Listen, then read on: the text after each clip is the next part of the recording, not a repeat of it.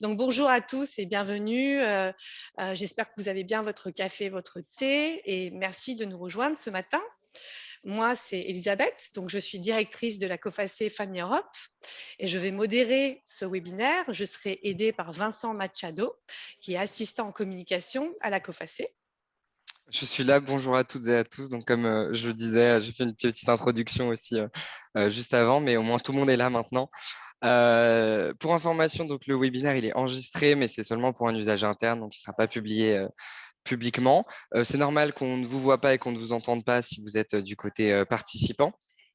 Vous pouvez donc utiliser le chat. Vous avez aussi un petit espace questions et réponses. L'idée, c'est que vous les envoyez au cours du webinaire et des interventions, et ensuite on les collectera et on pourra évidemment poser des questions. Également, bon, vous nous avez déjà dit d'où vous venez dans la France, donc vous avez bien pris possession du chat. Le webinaire, il est en français, mais on a fait appel à un service de Vélotipi pour la transcription du webinaire. Et je vous envoie justement le lien dans le chat vers la Vélotipi. Et, euh, et normalement, c'est assez simple. C'est juste là. Hop, voilà, le lien est envoyé. Donc n'hésitez pas à cliquer dessus et il y a l'accès vers la Vélotipi. Voilà. Pour avoir la meilleure expérience du webinaire, je vous conseille voilà, d'être proche de votre routeur Internet, d'avoir la meilleure connexion possible et surtout de profiter de la présentation et des présentations qui vont suivre.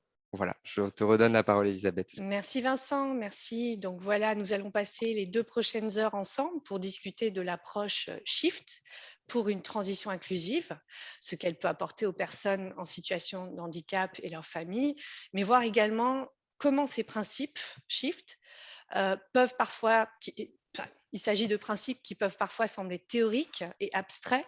Et on va regarder ensemble comment ces principes sont mis en place dans la vie de tous les jours par une multitude d'acteurs partout en Europe. Donc, cette approche Shift a été développée par la COFACE, la plateforme COFACE Handicap, ou Disability, comme on dit en anglais, en coproduction avec ses membres, dont bien sûr les associations de l'UNAPI et l'APF France Handicap.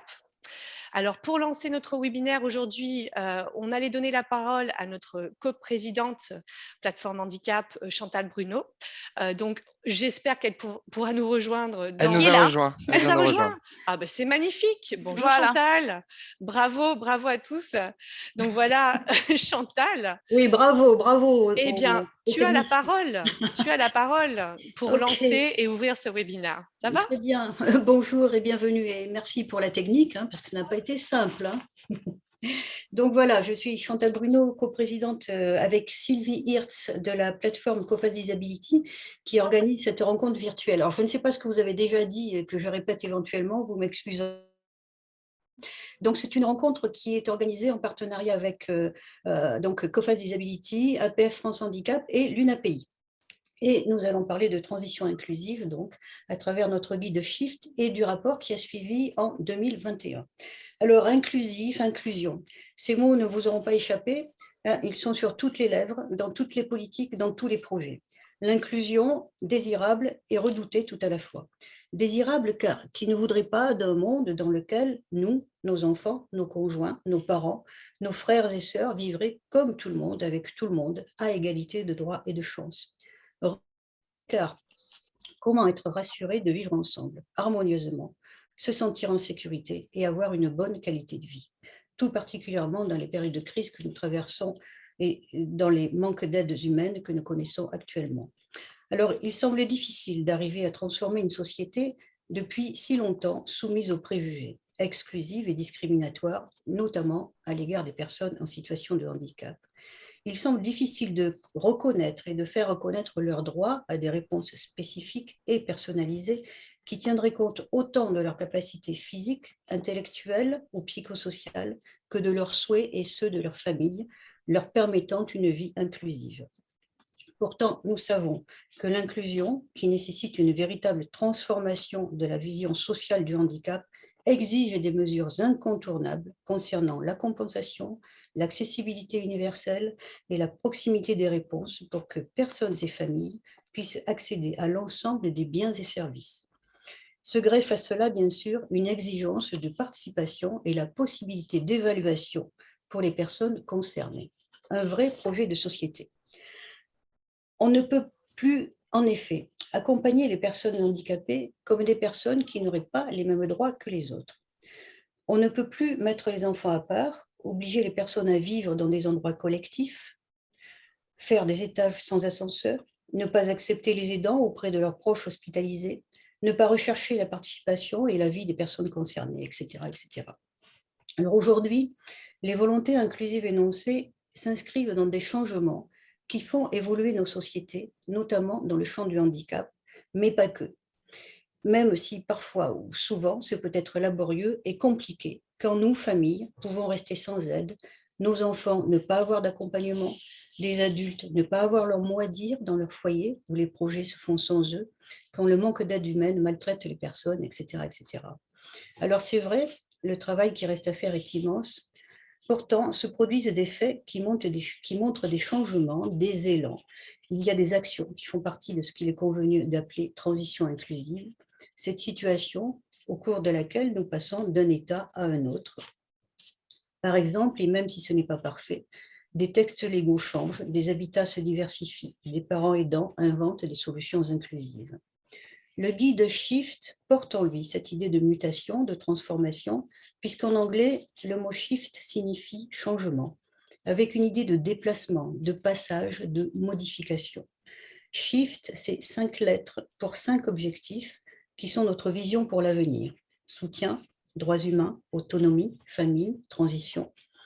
C'est 15 outils pour y parvenir et pour contribuer à l'inclusion significative des personnes handicapées, de leurs aidants et de leurs familles, pour une approche fondée sur les droits de l'homme et sur le changement durable. Et c'est aussi 45 actions ayant un potentiel de transformation utilisable par différents acteurs de la société.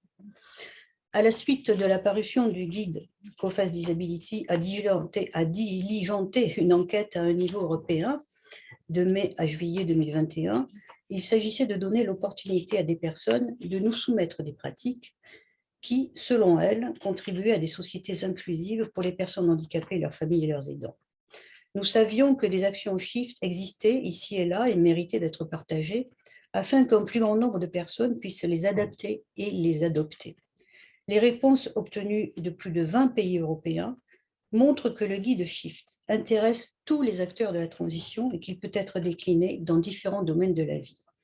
Dans le rapport qui en ressort et que nous avons nommé « Des paroles aux actes, éclairer les pratiques Shift en Europe », se trouvent 45 de ces pratiques que nous avons retenues comme autant d'applications concrètes des 45 actions du guide.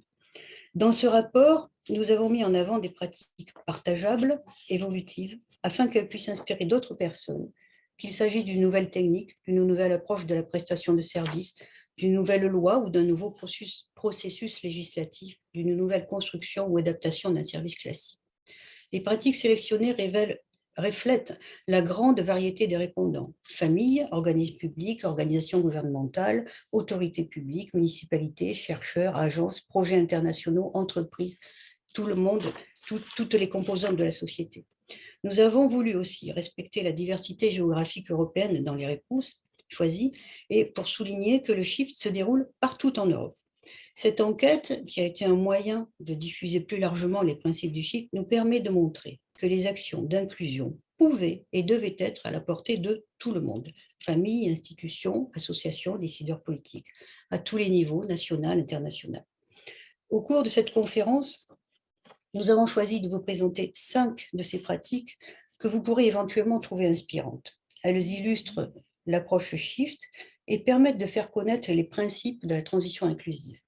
Nous entendrons après les réactions et témoignages de la part d'acteurs de ces pratiques avant de vous laisser la parole pour vos questions et commentaires. Shift me fait penser à un pas chassé, celui qui, dans le domaine de la danse, permet de se décaler, de changer d'appui pour en trouver un autre. En l'occurrence, pour nous, trouver celui de l'effectivité des droits pour nous permettre d'aller vers l'inclusion. Un pas, puis un autre, avec en ligne de mire les conditions et les moyens sine qua non de l'exercice de leurs droits par les personnes en situation de handicap, leurs familles et leurs aidants.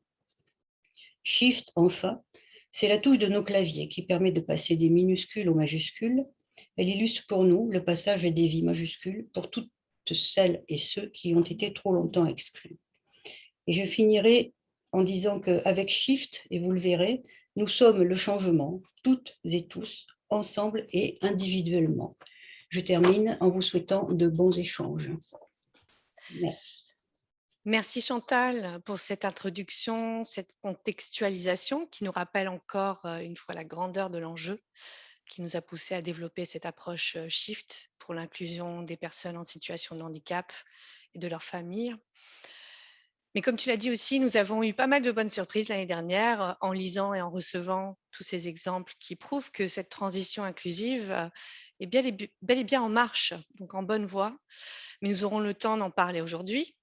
Donc, je vais maintenant, merci Chantal, je vais maintenant laisser la place à Camille Roux, chargée de plaidoyer à la COFACE Family Europe, qui va nous présenter en plus de détails ce qu'est l'approche Shift et quelques exemples que nous avons choisi de mettre en avant aujourd'hui. OK, Camille, ça va? Super, ça va. Merci Elisabeth pour l'introduction. Je vais maintenant partager mon écran.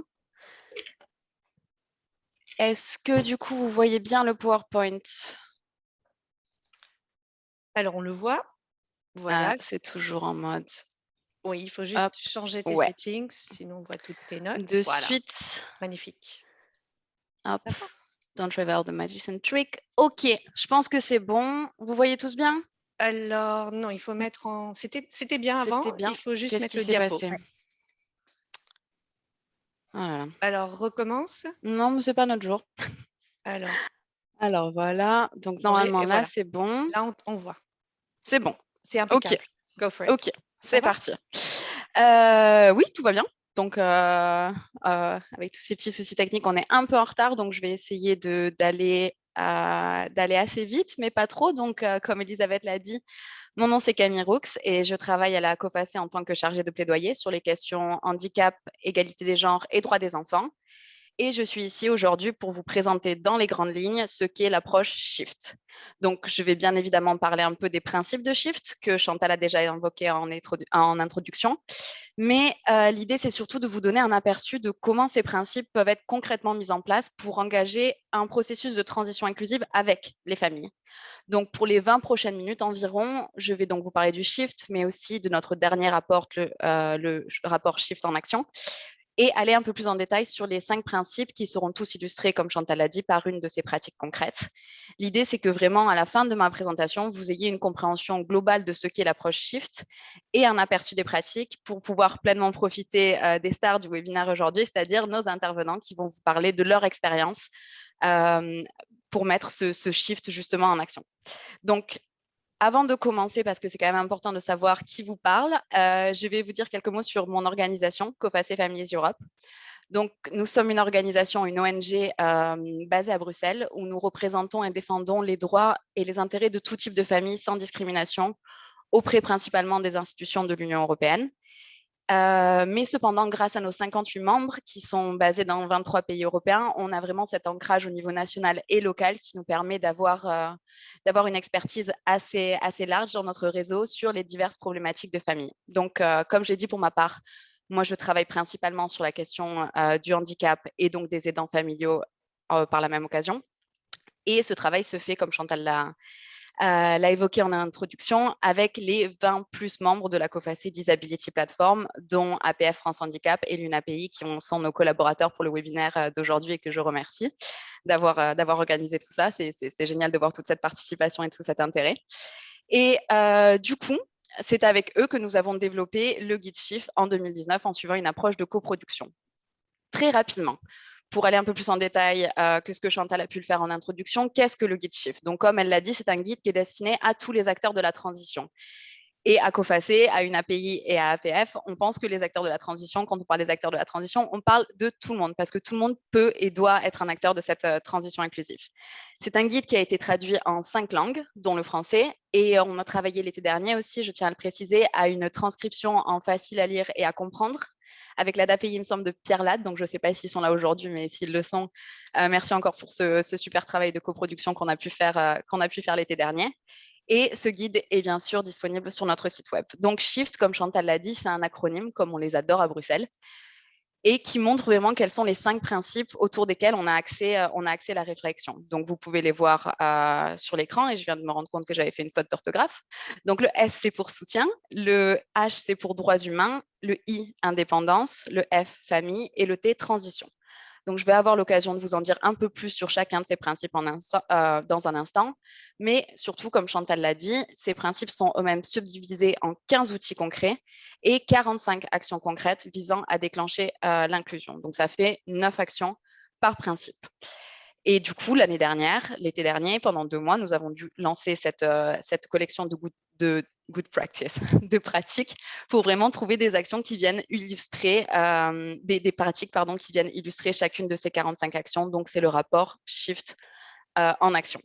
Et comme Chantal l'a dit, on a vraiment eu un gros éventail de réponses qui venaient de parties prenantes très, très variées, du citoyen aux décideurs politiques et du niveau vraiment local à un niveau international, par exemple avec les politiques d'accessibilité d'une multinationale comme Apple. Donc voilà, maintenant, je pense que vous connaissez un peu le guide SHIFT et notre rapport sur les bonnes pratiques. Donc, on va passer directement à une explication un peu plus en détail de quels sont les principes de SHIFT. Et surtout, je vais vous présenter aussi brièvement les 5 pratiques que nous avons sélectionnées pour le webinaire d'aujourd'hui. Donc, le premier principe, c'est le soutien. Ici, on parle du soutien nécessaire pour une structuration du secteur du handicap de façon à parvenir à une inclusion pleine des personnes en situation de handicap et de leurs familles dans la société. Et cela se fait à travers des réponses basées sur les besoins individuels en évitant les discriminations dans tous les domaines de la vie. Donc ça, c'était un peu le blabla, mais concrètement, qu'est-ce qu'on entend par là? On parle d'adopter une approche centrée sur la personne dans des domaines clés, par exemple le domaine du social, de l'éducation, de l'emploi, du logement et de la santé, mais aussi de proposer un soutien qui soit vraiment ciblé sur les besoins et un soutien qui va toujours tendre vers un objectif de vie indépendante et d'autonomie. Et pour pouvoir réaliser les 2 objectifs que je viens de citer, on a vraiment besoin d'adopter ce qu'on appelle une approche de coproduction dans la conception et la mise en œuvre, l'évaluation de ces services de soutien. C'est-à-dire qu'il faut reconnaître les personnes en situation de handicap et leurs familles en tant qu'experts par expérience et vraiment les inclure dans le développement des services de manière à ce qu'ils soient vraiment adaptés et qu'on ait cette approche centrée sur la personne. Donc, une des actions de SHIFT, des 9 actions de SHIFT, du coup, sous le principe soutien, et celle que vous voyez à l'écran, donc donner aux personnes en situation de handicap sévère ou polyhandicap la possibilité de participer à des activités significatives en dehors de leur domicile, notamment le travail, l'éducation et les loisirs. Et à travers l'étude que nous avons lancée l'été dernier, on a reçu un parfait exemple pour illustrer cette action avec l'exemple que nous a fait parvenir Sonia. Donc Sonia, c'est la maman d'un petit garçon qui s'appelle Liam, et le moins qu'on puisse dire de Sonia, c'est que c'est une maman engagée. Et en 2020, elle a soumis une proposition à travers le budget participatif de sa ville, qui est la ville d'Arras, dans les Hauts-de-France, il me semble, pour la construction d'une salle de change à l'hôtel de ville. Donc la ville d'Arras, ce qu'il faut savoir, c'est que c'est une ville qui avait déjà franchi un peu le cap pour devenir plus inclusive, avec notamment la construction de 5 aires de jeu accessibles aux enfants en situation de handicap et à leurs parents. J'ai mis quelques photos sur la slide. Et donc, avec la construction de cette salle de change que vous pouvez voir sur le coin en bas à gauche de la slide, on a eu vraiment encore fait un pas à Arras vers le SHIFT et vers la transition inclusive. Donc, qu'est-ce qu'une salle de change et pourquoi cela contribue au SHIFT? Donc, une salle de change, c'est une salle équipée de tout le matériel nécessaire pour permettre aux personnes pour qui les toilettes accessibles en fait, ne sont pas suffisantes d'accéder à des installations sanitaires. Du coup, c'est un dispositif qui améliore considérablement l'accessibilité des espaces publics pour les personnes en situation de handicap et spécialement pour les personnes en situation de polyhandicap. Mais aussi, c'est un dispositif qui va préserver la dignité en offrant une certaine intimité à ces personnes et aussi aux personnes qui sont là pour les supporter et pour les aider dans cette démarche. Donc, on se retrouve ici sur un dispositif qui va servir à la fois aux personnes en situation de handicap, mais aussi à leurs familles et qu'ils soient aidants familiaux ou assistants personnels, qui du coup peuvent accéder à des équipements techniques pour faire les gestes nécessaires de manière sûre et digne pour les 2 parties. Donc, les salles de change rendent la vie publique et les services généraux plus accessibles aux personnes en situation de polyhandicap et à leurs aidants.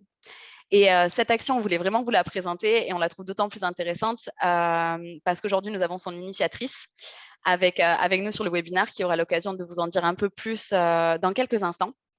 Et pour nous, ça montre vraiment que, comme l'a souligné Chantal en introduction, le shift peut et doit vraiment arriver à tout niveau. Et on espère vraiment que la présence de Sonia et son intervention vous inspirera autant que ce qu'elle nous a inspiré quand on a pu lire cette pratique l'été dernier grâce à notre enquête. Donc, passons maintenant au second principe qui est favoriser les droits humains. Donc, les droits humains, c'est-à-dire les droits inhérents, indivisibles et inaliénables de chaque être humain. Concrètement, ce qu'on entend par là, c'est sensibiliser, informer, former, favoriser et promouvoir le respect et l'accès effectif aux droits humains. Donc, ça passe par informer les personnes, les familles et les aidants de leurs droits pour qu'elles puissent les demander et les défendre en pleine connaissance de cause. Et ça suppose, entre autres, d'exploiter le potentiel des technologies d'assistance. Donc, d'une part, pour diffuser cette information sur les droits de manière totalement accessible, mais aussi, d'autre part, pour pouvoir vraiment exploiter tout le potentiel que ces technologies peuvent apporter en termes de facilitation de la communication. Et dernier point, c'est le contrôle des droits. C'est-à-dire qu'on a beau avoir ces droits, il faut aussi qu'il y ait ce processus de contrôle et qu'il y ait des dispositifs qui existent pour que les personnes puissent porter plainte ou se plaindre si ces droits ne sont pas respectés. Il faut bien sûr que ces dispositifs soient totalement accessibles et le plus possible qu'ils soient défendus par des organismes indépendants. Pour illustrer ce principe, l'action que nous avons choisi de vous présenter aujourd'hui est la suivante: garantir une participation significative des personnes en situation de handicap, de leurs représentants et de leurs familles dans tous les processus de prise de décision. Et pour illustrer cette action, la pratique dont nous allons vous parler aujourd'hui nous vient directement de Rome. Et nous avons le plaisir d'avoir avec nous sur le panel Anna Maria Comito, qui est la présidente de l'association COFAS Clélia, une des membres de la COFAS Disability Platform, et qui va nous présenter une pratique qui est mise en place à Rome dans un domaine très, très important, qui est le domaine de la santé. Donc, à Rome, il existe un comité local permanent sur la qualité de vie des personnes en situation de handicap et de leurs familles. C'est un comité qui se réunit chaque mois, le premier lundi du mois, et qui réunit du coup des personnes en situation de handicap, leurs familles, mais aussi les présidents des 6 autorités sanitaires locales de la ville de Rome. Via ce comité, ils organisent des rencontres avec les responsables, les médecins, les travailleurs sanitaires, les travailleurs sociaux et d'autres professionnels du secteur de la santé. L'objectif de ces réunions, c'est vraiment de planifier ensemble le développement des activités et d'évaluer ensemble les besoins des personnes en situation de handicap, par exemple en matière de services de réhabilitation, de centres de jour, de soutien aux familles, des besoins des personnes en situation de polyhandicap aussi. Donc, c'est vraiment quelque chose de très complet. Donc, si on doit répondre à la question en quoi cette pratique contribue au shift, vraiment ici, j'aimerais souligner 2 points. Donc, premièrement, le fait que ce comité est un comité permanent qui est intégré dans le processus décisionnel des autorités sanitaires de la ville de Rome.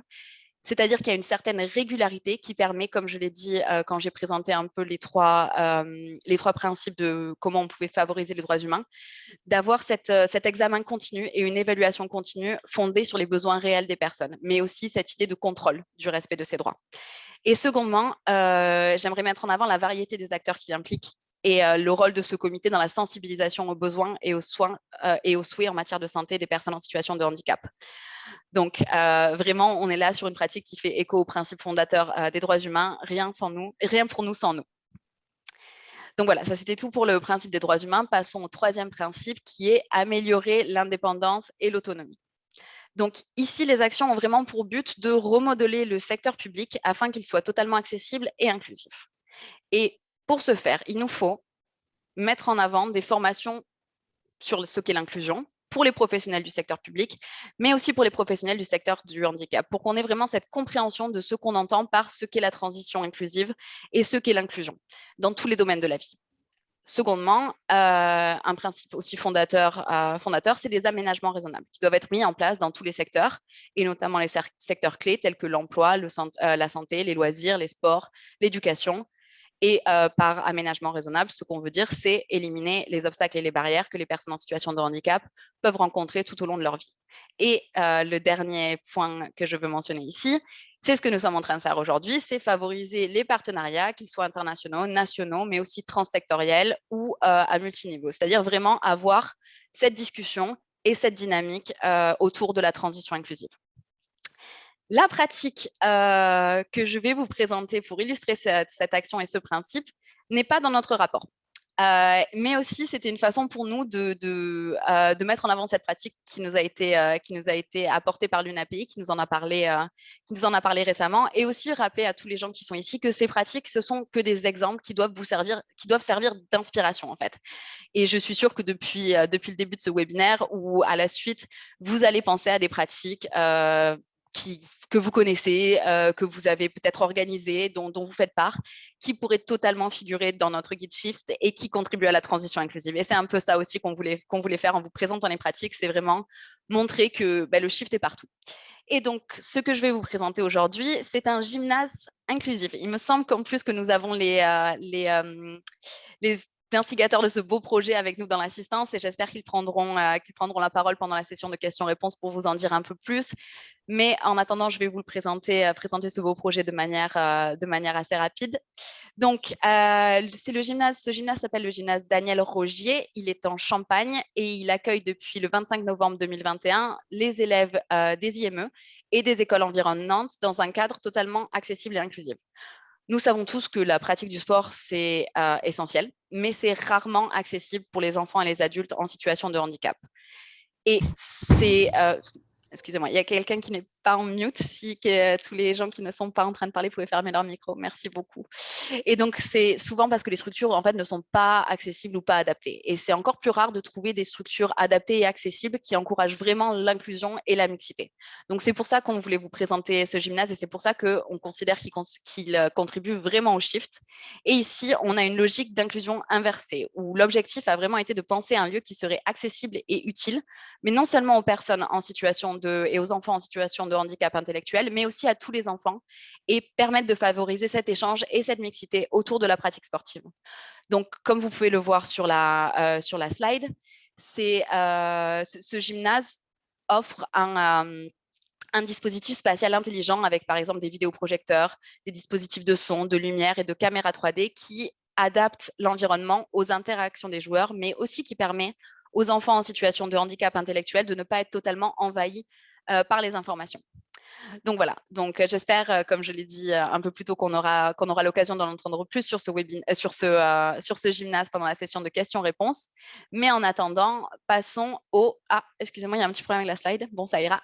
Au quatrième principe qui devrait parler à beaucoup d'entre vous, qui est centré en fait sur les familles. Donc en anglais, on dit empowering family, et c'est toujours le même problème quand on doit traduire le mot anglais empowerment.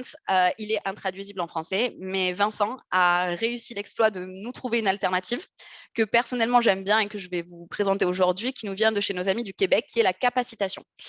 Et j'aime bien la capacitation en fait parce que je trouve que ça a vraiment le mérite de souligner ce que porte le mot anglais empowerment, c'est-à-dire le processus de booster vraiment les capacités des familles, mais aussi le résultat, qui est une plus grande autonomie, une indépendance et un plus grand contrôle. Donc, quand on parle de capacitation des familles, de quoi on parle? On parle ici de quelque chose qui porte l'idée de la prévention de l'exclusion sociale d'un côté, mais aussi de l'amélioration de la protection sociale des familles. Donc, par capacitation, on entend un travail qui adopte une approche familiale complète, c'est-à-dire une intervention précoce pour identifier les besoins de l'enfant et de son entourage familial afin de pouvoir y répondre au mieux. Mais aussi une approche, ce qu'on appelle à la COFACE, une approche en 2 générations, donc une approche qui inclut à la fois les besoins de l'enfant ou de la personne en situation de handicap, mais aussi des autres membres de la famille et des aidants dans l'évaluation et dans par exemple, les plans de soutien individualisés. Et dernier point, un soutien parental pour les parents qui sont eux-mêmes en situation de handicap, pour qu'ils puissent vivre pleinement leur parentalité, et aussi, très important aujourd'hui au vu de l'actualité, pour les jeunes et les moins jeunes en situation de handicap, une éducation pour qu'ils puissent accéder à leurs droits sexuels et reproductifs. Et la pratique que je vais vous présenter aujourd'hui nous vient de Belgique et elle illustre l'action mettre en place une gamme de services de répit qui offre au personnel des compétences, une expertise, des équipements et des installations suffisants pour répondre aux besoins des familles qui soutiennent des personnes en situation de handicap intellectuel multiple et profond. Et nous avons la chance d'avoir avec nous Aurore Bagnot qui travaille pour notre membre en Belgique francophone, la Ligue des familles, qui va nous présenter un peu plus tard, donc du coup pendant le panel, ce projet qui s'appelle Babysitting pour tous. Donc, en 2015, la Ligue des familles a étendu ses services de babysitting aux familles ayant des enfants en situation de handicap. Donc, c'est un service qui permet aux parents d'accéder à un service de répit complémentaire. Donc, ce service comprend des mécanismes et des procédures adaptées à la garde d'enfants en situation de handicap, notamment une formation spécialisée pour les babysitters. Il est accessible dans toute la région francophone de Belgique, à domicile, à un prix abordable, flexible, centré sur les besoins de la famille, parce que c'est un service de babysitting, donc il n'a pas d'heure d'ouverture fixe. Et il contribue à l'inclusion de l'ensemble des familles en permettant aux parents d'accéder au répit et aux enfants de bénéficier d'un service adapté à leurs besoins.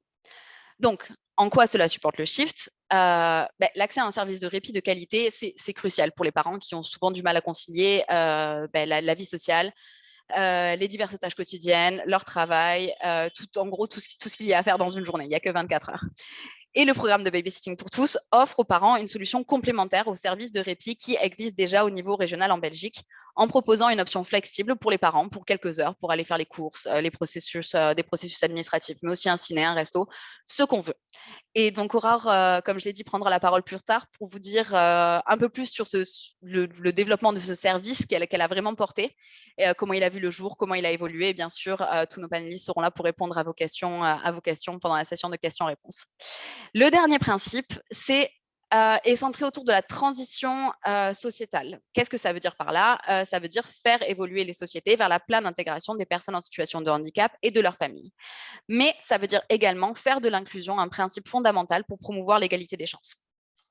Donc ce principe repose sur l'intégration du handicap dans toutes les politiques, mais on dit vraiment toutes les politiques, c'est-à-dire que toutes les politiques et programmes devraient prendre en compte le handicap, c'est-à-dire comment cette politique va affecter les personnes en situation de handicap et leurs familles, mais aussi comment on fait pour que cette politique, ce programme marche, fonctionne et remplisse des objectifs d'inclusion pour les personnes en situation de handicap et de leurs familles. Secondement, la sensibilisation à ce qu'est l'inclusion significative. Donc, un peu ce qu'on fait aujourd'hui avec la présentation du Shift et ce qu'on vous invite à faire après ce webinaire. Continuez à parler du Shift, continuez à parler de l'inclusion significative. Vraiment, ouvrons le débat pour que tout le monde comprenne ce qu'est l'inclusion significative et quels en sont les avantages pour tout le monde. Et dernier point, mais non des moindres, une réglementation forte sur l'égalité de participation et sur la non-discrimination.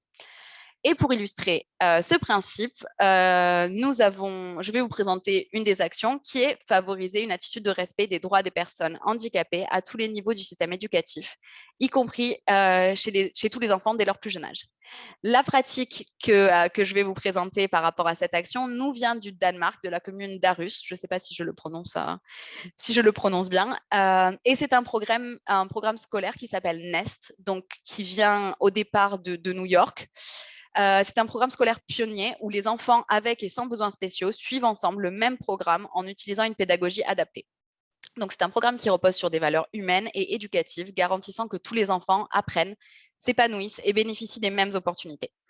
Les écoles NEST, en fait, disposent d'un personnel qui a été formé à la méthode NEST, donc en utilisant des méthodes de co-enseignement ciblées pour répondre aux besoins individuels de chaque enfant. En plus de cette pédagogie adaptée, les salles de classe et les installations scolaires sont également équipées pour s'adapter aux besoins sensoriels des enfants atteints de troubles du spectre autistique. Et donc, en quoi cela contribue au Shift? Évidemment, ici, on est en train de parler du principe de l'éducation inclusive et de la création de nouveaux modèles et de techniques d'enseignement pour viser à plus d'inclusion. Et il ne s'agit pas ici d'intégrer des enfants dans un système qui a été créé pour des enfants neurotypiques et qui n'est pas adapté à leurs capacités et à leurs besoins, mais bien de créer un environnement d'apprentissage avec des approches adaptées pour tous les enfants qui leur permettent de s'épanouir dans un milieu structuré et sûr. Et donc, comme le résultat un peu de ce dont on a parlé quand on évoquait la pratique du gymnase, ça contribue à favoriser un esprit d'acceptation, de non-discrimination et à stimuler un peu les compétences sociales de tous les enfants. Voilà, donc c'est avec cette pratique que je vais terminer ma présentation. Donc j'espère que les informations partagées aujourd'hui vous seront utiles et vous inspireront. Je reste bien sûr disponible si vous avez des questions complémentaires pendant la session de Q&A. Tous les documents que j'ai mentionnés et beaucoup plus sur ce que COFACE fait en matière de politique familiale sont disponibles sur notre site web. Et il me reste juste à vous souhaiter une bonne suite de webinaire et à vous remercier pour votre écoute. Merci beaucoup. Merci beaucoup Camille. Donc on a déjà eu quelques questions dans la partie questions-réponses, des Ah, réactions dans le chat aussi et une petite main levée même. Vous en faites pas, on garde bien, on garde bien tout ça pour le prochain segment du webinaire. Pour l'instant, on va donc laisser la parole aux différents panélistes. Voilà. Super, en effet, Hélène, on a bien relevé. N'hésitez pas à lever la main aussi, comme ça on saura, on sera prêt pour, ou en effet faire comme Jean-Luc et partager vos questions déjà dans la partie Q&A, donc questions-réponses. Alors maintenant, nous allons passer à la partie donc un peu panel, donc avec nos différents intervenants. Et nous avons la chance d'avoir 4 super intervenantes qui ont toutes œuvré pour une pratique qui figure dans notre rapport Shift. Alors, la première est maintenant une habituée des webinaires COFACE. Donc, nous sommes ravis de t'avoir de nouveau parmi nous, Florence Jablonski, qui est représentante européenne de l'Association française d'autoreprésentants Nous aussi, qui est d'ailleurs une des pratiques aussi dans notre rapport Shift. Alors, nous avons une question simple à poser à Florence. En quoi ces pratiques ou les pratiques présentes dans le rapport Shift peuvent aider à l'inclusion des personnes en situation de handicap? Florence, je t'en prie. Bonjour à tous et merci d'être venus à ce webinaire sur un sujet très important, la transition inclusive. Merci à COFACE de m'avoir invité à parler à ce webinaire. Je m'appelle Florence Jablonski et je suis administratrice régionale Est et représentante européenne à l'association Nous aussi. Nous aussi, c'est une association d'autoreprésentants qui défend les personnes en situation de handicap. Pour nous aussi, je représente les personnes en situation de handicap. Je rencontre des décideurs publics. Par exemple, je parle des problèmes que rencontrent les personnes en situation de handicap dans la vie de tous les jours, à l'école, au travail, dans leur vie de citoyen. Merci à COFACE de m'avoir invité de nouveau cette année. L'année dernière, j'avais dit que la transition inclusive est un droit. C'est un droit parce que les personnes en situation de handicap sont des personnes comme tout le monde. Nous avons le droit d'être considérés comme des citoyens à part entière. On doit avoir les mêmes droits que tout le monde. On doit aussi être reconnu pour nos compétences dans tous les domaines de la vie. Pour moi, c'est ça l'inclusion. L'année dernière, j'avais aussi parlé des barrières qui nous empêchent d'être à la fois indépendants en étant accompagnés. J'avais dit que pour que la transition inclusive marche, nous devons décloisonner le monde du handicap et la société. Et qu'il faut travailler des deux côtés. C'est d'ailleurs ce que montre le guide Shift. Merci à COFACE d'avoir créé ce guide et merci d'avoir présenté des exemples aujourd'hui qui montrent que des choses avancent en France et en Europe pour les personnes en situation de handicap. Maintenant, je vais répondre à la question. Pourquoi ces pratiques sont utiles pour l'inclusion des personnes en situation de handicap? Tout d'abord, ces pratiques répondent aux vrais besoins des personnes en situation de handicap. Ces pratiques sont importantes car elles permettent aux personnes de faire des choses comme tout le monde, mais dans des conditions adaptées. Ces pratiques permettent aussi aux personnes en situation de handicap d'être indépendantes. Pour moi, être indépendant, c'est décider, c'est faire les choses seul et s'épanouir. C'est pouvoir franchir des obstacles comme on le veut.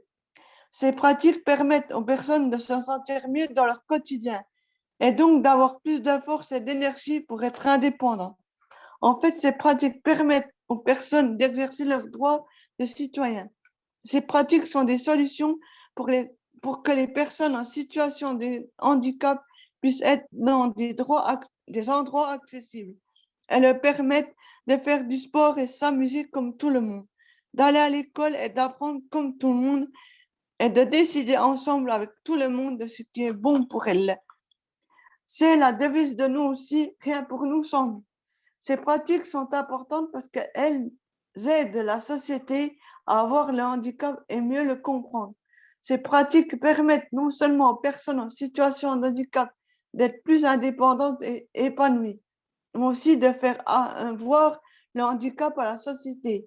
Ces pratiques proposent des solutions qui permettent aux personnes en situation de handicap d'être avec les autres et d'aller comme tout le monde à la mairie, à l'école, au sport. C'est important de montrer le handicap parce que la société n'y connaît pas grand-chose. Il faudrait qu'on parle plus du handicap. Les médias ne parlent pas assez de nous. Les politiques non plus. Par exemple, aux dernières élections présidentielles, on n'a pas parlé des sujets qui nous intéressent. Et donc, la société ne connaît pas les handicaps. Et surtout, elle ne nous connaît pas, nous. En tant qu'autoreprésentante, je rencontre des députés, par exemple. J'ai remarqué qu'ils ne connaissaient pas du tout la problématique du handicap. Il y a donc du travail à faire.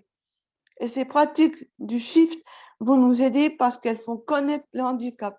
En conclusion, ce webinaire il est important car il montre que des solutions qui répondent aux besoins des personnes en situation de handicap existent déjà. Il nous rappelle aussi qu'il faut continuer et qu'il faut multiplier ces solutions. Nous ne devons pas rester sur les acquis, sinon la transition ne progressera pas. On a parlé aujourd'hui de l'école, du sport et de la citoyenneté, mais aussi le travail. Il faut qu'on parle des bonnes pratiques de l'inclusion dans le travail. Il faut que dans les entreprises où travaillent les personnes en situation de handicap, les professionnels soient plus formés au handicap. Il faut créer des outils pour faciliter l'apprentissage comme le FALC. Il faut que le rythme de travail soit plus adapté aux personnes en situation de handicap. Il faut que tous ces changements se fassent, mais dans de bonnes conditions. Par exemple, on ne peut pas fermer d'un coup tous les établissements spécialisés en laissant sans solution certaines personnes qui ont besoin d'accompagnement continu. On ne peut pas non plus laisser les personnes en situation de handicap dans la nature. On a aussi besoin de professionnels formés pour nous accompagner. C'est pour ça qu'on soutient le combat pour la reconnaissance des professionnels qui nous accompagnent. En fait, les personnes en situation de handicap et toute la société doivent travailler ensemble. Il faut s'inspirer de ces pratiques qui montent la route pour que la transition inclusive change vraiment la vie des personnes en situation de handicap. Merci de m'avoir écouté. Merci beaucoup Florence d'avoir partagé tes réflexions. J'ai pris beaucoup de notes. J'aurai des questions plus tard. En tout cas, nous aurons l'occasion de revenir vers toi pendant la session de questions-réponses. Mais avant d'ouvrir la discussion pour vos questions et remarques, nous avons le plaisir d'accueillir 3 intervenantes qui ont été les instigatrices des pratiques que Camille nous a présentées. Elles auront chacune 5 minutes pour répondre à une question. Qu'est-ce qui a provoqué le shift, donc dans votre contexte territorial? En d'autres mots, comment avez-vous apporté ce changement ou quels ont été les résultats? Donc, nous avons tout d'abord, donc merci Florence, à tout de suite. Sonia, nous avons Sonia avec nous qui vient d'Arras et elle est la mère de famille qui a fait construire dans sa ville la première salle de change de France. Nous sommes ravis de t'avoir avec nous, Sonia. Donc, eh bien, dans ton cas, qu'est-ce qui a provoqué le shift? Alors, bonjour à toutes et à tous. Donc, je suis ravie aujourd'hui de participer à ce webinaire COFACE APF France Handicap et une API sur l'approche Shift. Donc, je vais vous raconter un petit peu cette histoire, ma vie de citoyenne, de maman aidante et ce qui a provoqué le rapport Shift. Donc, je m'appelle Sonia, je suis la maman d'un jeune garçon âgé de 12 ans qui s'appelle Liam et qui est en situation de polyhandicap. J'habite à Arras, dans les Hauts-de-France, où il fait très beau aussi. L'arrivée d'un enfant atteint d'une maladie ou d'un handicap bouleverse la vie des familles. Très vite, j'ai compris que ma vie, en fait, ne serait plus du tout la même. J'habitais aux Antilles depuis plus de 10 ans et la naissance compliquée, voire même catastrophique de mon fils, qui a entraîné, hélas, un lourd polyhandicap, m'a poussée à revenir m'installer dans ma ville de naissance, Arras. Je me suis alors investie au niveau local en créant une association, donc tout d'abord pour mon fils, pour lui offrir du matériel médical qui est souvent onéreux et puis autres objets de stimulation qui ne sont pas toujours pris en charge par la sécurité sociale. Puis, mon fils grandissant, j'ai pu enfin me rendre compte que on vivait en fait dans une société qui n'était pas vraiment inclusive et voilà. Donc, en fait, je me rendais compte qu'il ne pouvait pas aller à la crèche car le personnel n'était pas formé. Il ne pouvait pas non plus aller à des goûters d'anniversaire car un peu plus tard, il n'avait pas de petits copains car il n'était pas scolarisé. Et le comble de tout, en fait, c'est quand nous allions dans des parcs de jeux, il ne pouvait pas non plus jouer aux jeux parce que tout simplement, il n'était pas adapté à son handicap. Il avait une hypotonie axiale, donc ce qui fait que j'étais obligée de monter avec lui sur la balançoire et voilà. Donc ça m'interpellait. Plus j'avançais dans le handicap, plus mon fils grandissait, plus je me disais que cette société nous rejetait. Donc, c'est alors que j'ai décidé d'interpeller les élus parce que je me disais que cette injustice ne pouvait plus durer. Il fallait porter haut et fort la cause de tous les enfants handicapés que l'on ne voit jamais et enfin les rendre un peu plus visibles. Mon association était alors devenue un peu plus politique et donc d'intérêt général. Petit à petit, j'ai co-construit avec les élus en expliquant pourquoi la ville devait devenir une ville inclusive en commençant par adapter ses parcs de jeux. Car quoi de plus naturel pour des enfants de pouvoir jouer ? En 2016, j'ai alors eu la chance d'inaugurer et la joie d'inaugurer la première balançoire adaptée dans ma ville. Et depuis, je suis ravie car elle est devenue un modèle, car aujourd'hui, plus de 10 parcs de jeux sont devenus inclusifs. Le dernier parc de jeux a été inauguré il y a 2 mois, avec cette fois-ci un tourniquet adapté et une balançoire mixte. Voilà, donc ça c'est pour les aires de jeu inclusives, le premier combat que j'ai mené. Ensuite, il y a 3 ans, je me suis penchée sur un autre problème, les salles de change, ou encore appelé Handy Room, un projet également totalement inclusif. Il faut bien l'avouer, en 2022 en France, on a tout de même oublié de parler de la question cruciale des toilettes publiques pour les personnes polyhandicapées. La question des toilettes publiques relève d'un droit de l'aménagement des espaces publics. C'est un droit social. Il s'agit d'un thème important de la vie quotidienne. Chacun d'entre vous a pu en faire l'expérience lorsque vous allez vous balader seul ou en famille et qu'il faut absolument trouver des toilettes. Alors, malgré le lourd handicap de mon fils, je continue de voyager en train, en avion, aller à des expos dans les musées, aller au restaurant et même parfois dans des festivals de musique avec lui. Mais pour tout vous avouer, la chose se complique quand je dois lui changer sa protection et ça devient même une vraie galère. Alors, j'ai 2 solutions. La première solution est de trouver des toilettes munies d'une table de change pour bébé.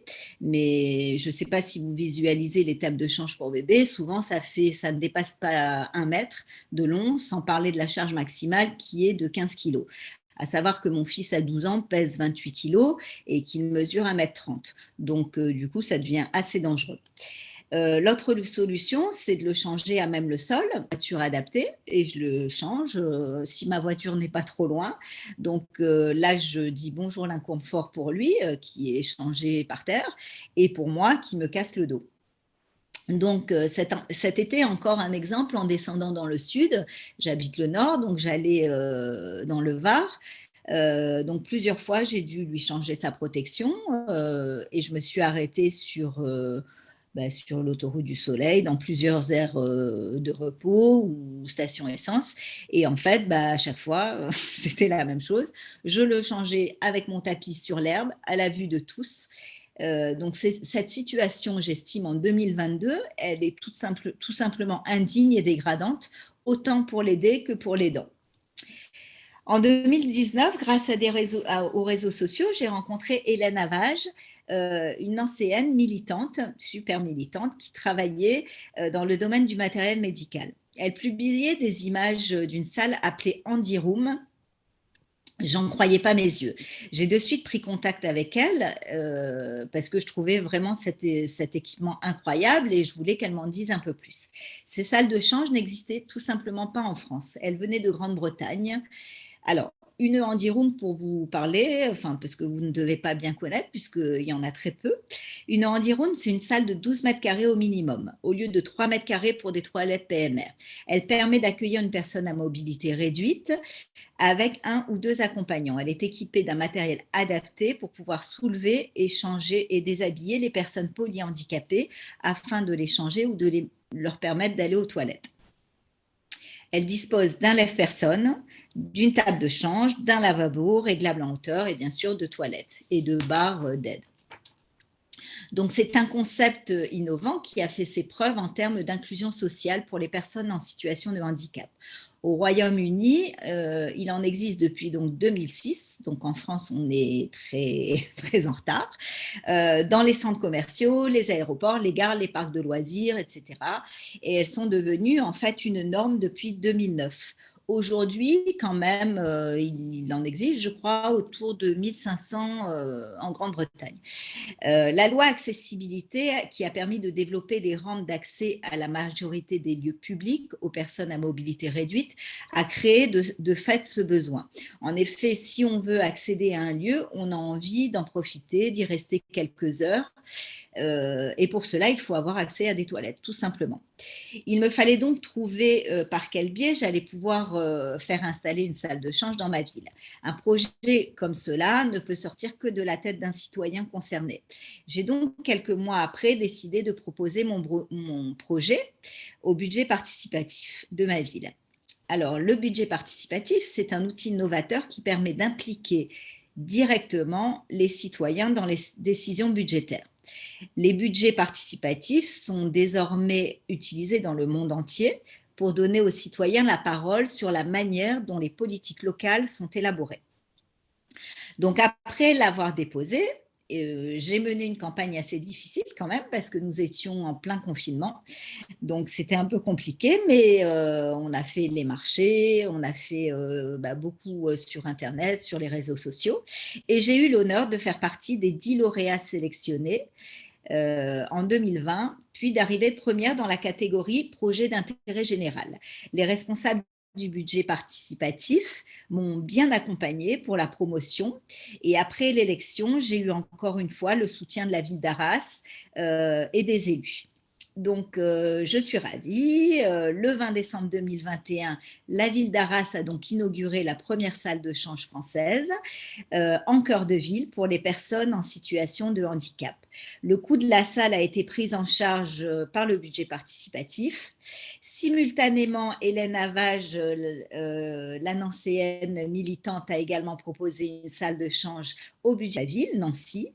Elle a été inaugurée le même jour. La France compte donc à ce jour 2 salles de change et je suis heureuse que ma ville aujourd'hui rende la cité plus accessible aux personnes handicapées et à leurs aidants.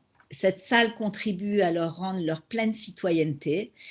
En espérant que ce projet fasse beaucoup de petits, j'ai appris il y a peu de temps que la ville de Lille avait également proposé au budget participatif une salle de change. Donc, vous voyez, petit à petit, je pense en lisant les articles de presse, en communiquant sur ces salles de change, elles vont se développer. Et puis, on n'oublie pas que 2024, on reçoit les Jeux Olympiques. Donc, ce serait bien que tout le monde se saisisse de ça. Et puis, oui, la transition, je peux dire, inclusive est possible. Nous avons toutes et tous un rôle à jouer pour une société plus juste et plus respectueuse des différences.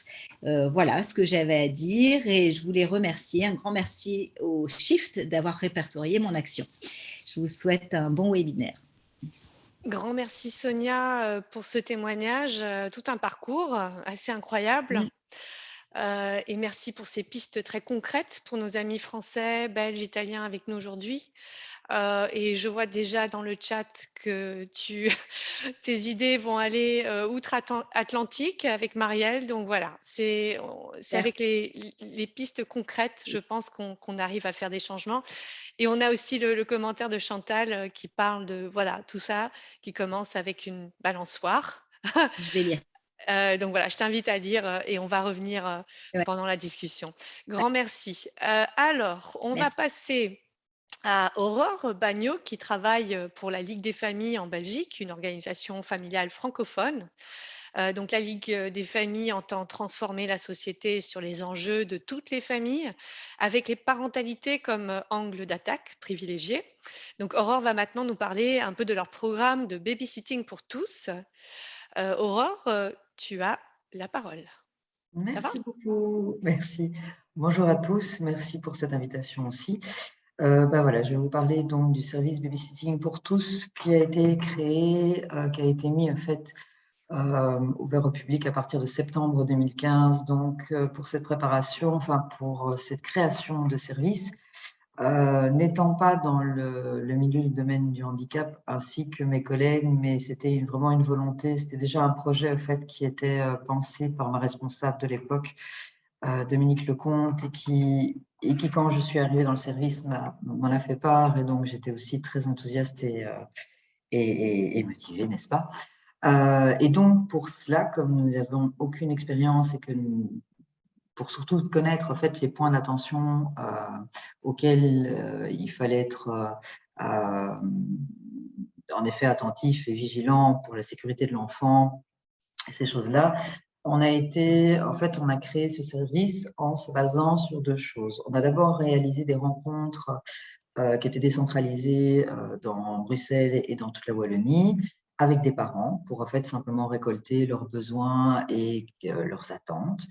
Et d'un autre côté, on a aussi fait des rencontres avec des spécialistes, donc avec des associations de répit. Donc il y avait Wallopoly, il y avait Surdimobile, La Lumière, enfin voilà, vraiment plusieurs associations. Et donc ce qui est ressorti avec les parents lors de ces rencontres, c'est que dans leurs attentes, c'était qu'ils avaient besoin, enfin qu'ils avaient envie que les babysitters passent du temps avec leurs enfants, mais surtout qu'ils avaient envie de passer du temps avec leurs enfants. C'est ce qui ressortait en fait dans le trois quarts des rencontres. C'est que malheureusement, apparemment, les personnes qui s'occupaient d'eux, soit c'était un peu comme une corvée, ou ne montraient pas vraiment un enthousiasme, et donc ça c'est ce qui est tout à fait logique. C'était pas vraiment un plaisir ni pour l'enfant ni pour le parent. Et la deuxième chose qui est ressortie de ces rencontres, c'est au niveau de la sécurité, parce qu'évidemment, ils avaient une appréhension par rapport à ça, en disant oui, on aimerait bien confier nos enfants avec des personnes qui ont envie de passer du temps avec nos enfants, mais on aimerait bien aussi que ça se passe en toute sécurité. Donc, c'est comme ça que nous sommes dirigés justement vers les professionnels.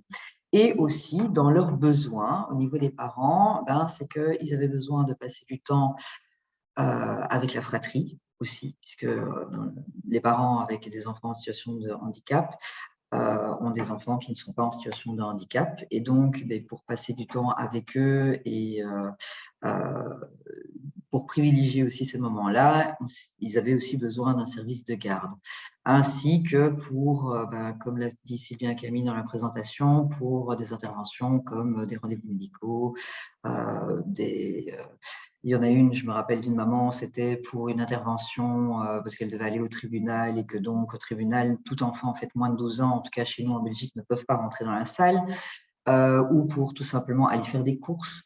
Voilà, des choses bien pratiques en fait. Donc, on s'est dit, d'accord, il faut qu'on réalise un service où des babysitters soient motivés de s'occuper des enfants en situation de handicap, et qu'il y ait aussi la possibilité pour les parents de pouvoir laisser leurs enfants en toute sécurité chez eux, bien sûr, avec les personnes adaptées, mais pas forcément pour un temps très long. Et chez nous, en Belgique, on a des services de répit, mais qui proposent plutôt des gardes de 2-3 heures minimum, ou toute la journée. Et donc, le trois quarts disait, mais nous, ça ne nous intéresse pas. Et la deuxième chose aussi, parce que là, je reviens par rapport aux besoins de répit et s'occuper de la fratrie, on s'était dit également que c'était important que les babysitters chez nous puissent garder l'enfant en situation de handicap, mais également aussi l'autre enfant qui n'est pas en situation de handicap, mais que ça soit la même personne, pour éviter un double coup, parce que malheureusement, voilà, la vie étant ce qu'elle est, et encore plus avec l'actualité, ça augmente assez vite. Et donc, on s'était dit payer 2 personnes pour tout simplement pouvoir passer du temps en dehors de la maison pour faire des courses à rendez-vous, enfin n'importe quoi, c'est assez coûteux, onéreux, et donc c'est un peu dommage. Donc, on a voulu intégrer ça aussi dans nos services. Et pour justement toute sécurité, on s'est dirigé, comme je disais, vers les services de répit professionnels, etc. On a eu d'ailleurs une personne référente qui était un pédiatre spécialisé dans le domaine du handicap, qui nous a justement aidés, épaulés pour pouvoir construire ce projet. Et donc, tous nous ont expliqué que c'était un chouette projet, qu'on pouvait y aller sans aucun souci, mais qu'il fallait être attentif à certains points. Donc, sur les situations à risque, donc les fausses déglutitions, les risques de fugue, les comportements dangereux, l'appareillage, voilà, toutes ces choses-là. Là, il fallait avoir vraiment une attention particulière. Donc, on s'est dit qu'il fallait pouvoir faire un mix des deux et pouvoir proposer donc un service qui était adapté aux enfants, qui était adapté aux parents et que ça permettait de pouvoir faire ces gardes en toute sécurité. Donc, c'est comme ça que justement toutes ces rencontres nous ont permis de pouvoir créer plusieurs choses. Mais la première chose, il y a eu la charte, donc tout simplement pour pouvoir mettre nos ambitions et nos projets et surtout notre philosophie, donc notre vue par rapport à la société, justement d'avoir une société inclusive, etc. Mais aussi un règlement pour pouvoir justement mettre en sécurité les enfants et les babysitters. Nous avons fait aussi une procédure qui était différente par rapport à l'autre service pour qu'on puisse vraiment prendre pleinement le temps avec les enfants, avec les parents, pouvoir récolter un maximum d'informations en fonction des informations concernant le besoin de l'enfant, de l'attente du parent et de la localité. À ce moment-là, on va faire une recherche plus précise concernant les aptitudes, expériences du babysitter et aussi en fonction évidemment de la localité pour que ce soit plus facile pour qu'ils puissent aisément se rendre à l'endroit.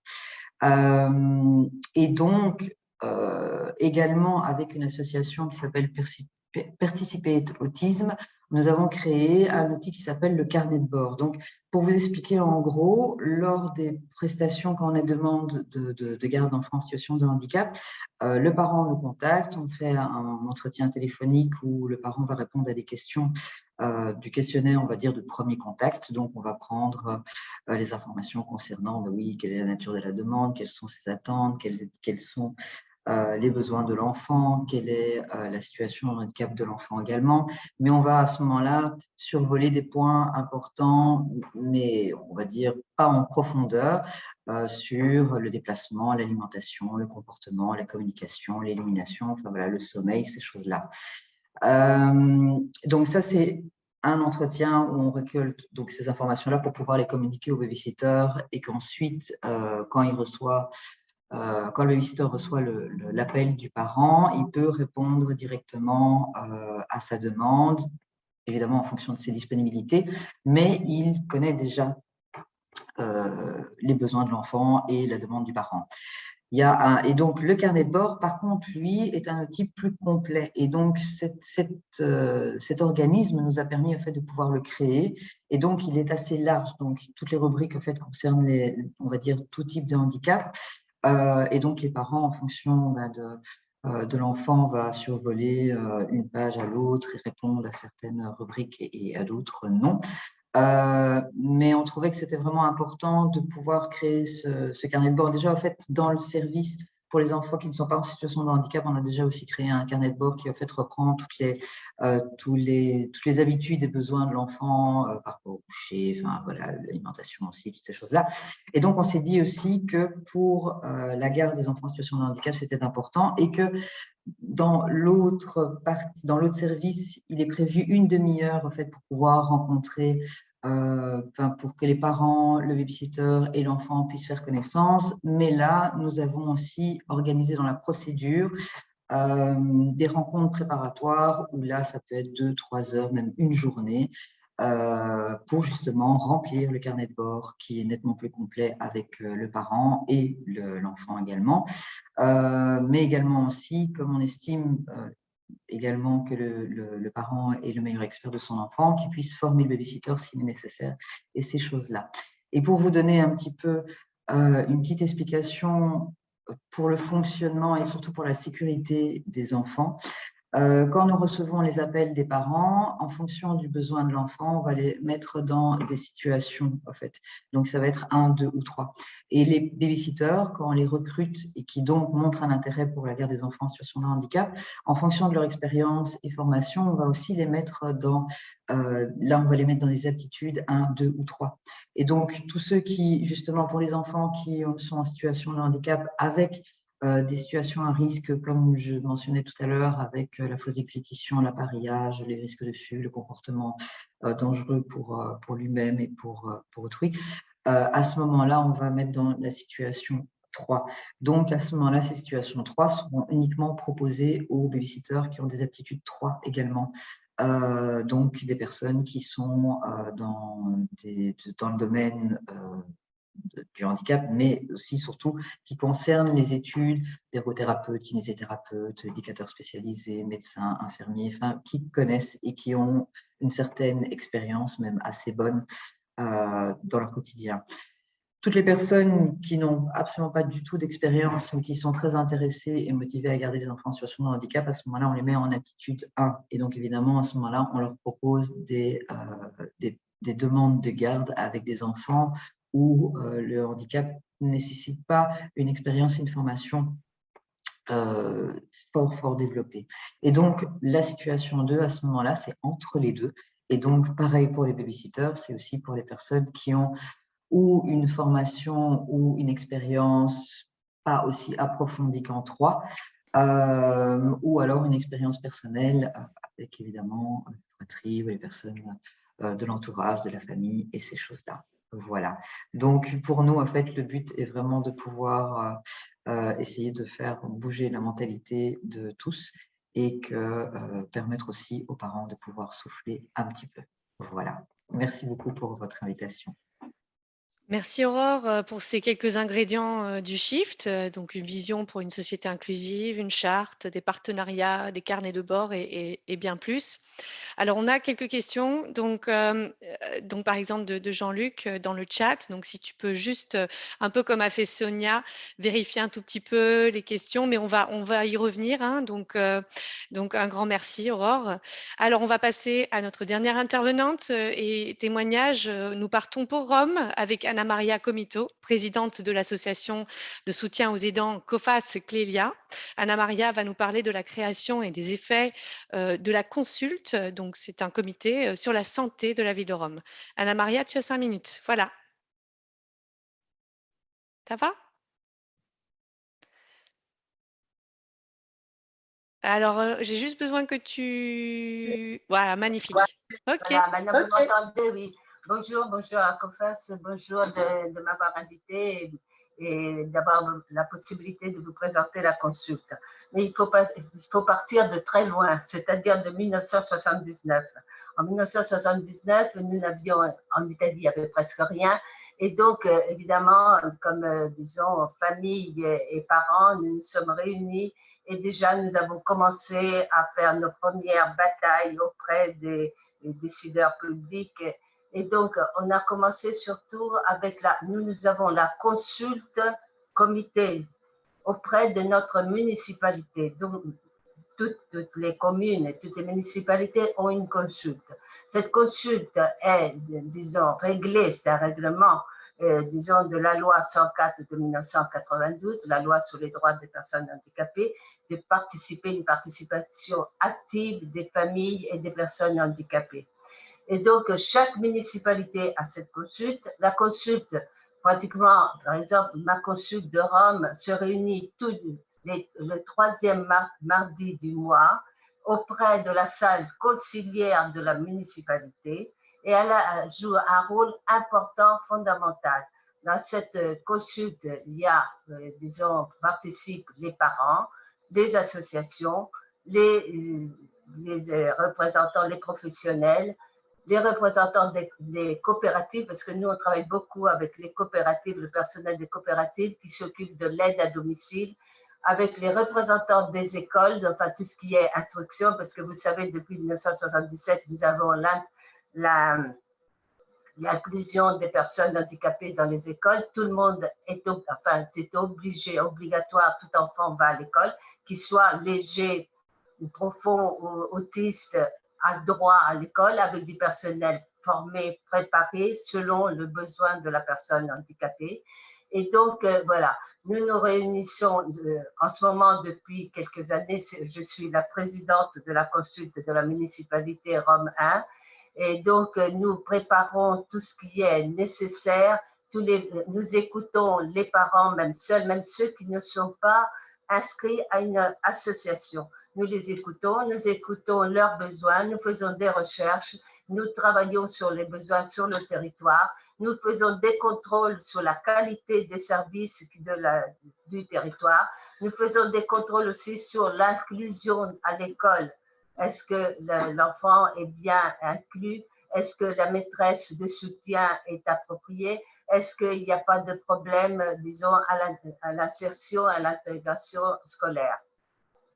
Tout enfant, comme j'entendais maintenant, tout enfant handicapé va au séjour. Maintenant, l'école en Italie, sont fermées depuis le 8 juin et il y a des séjours, disons, séjours pour les vacances, vacances d'été, et tout enfant handicapé va partout, normalement, comme les autres personnes handicapées, comme tout autre enfant handicapé. Au contraire, il a la préférence devant, s'il n'y a pas de place, c'est l'enfant handicapé qui a la préférence, soit dans les crèches, soit dans les centres, soit dans les écoles, un peu partout.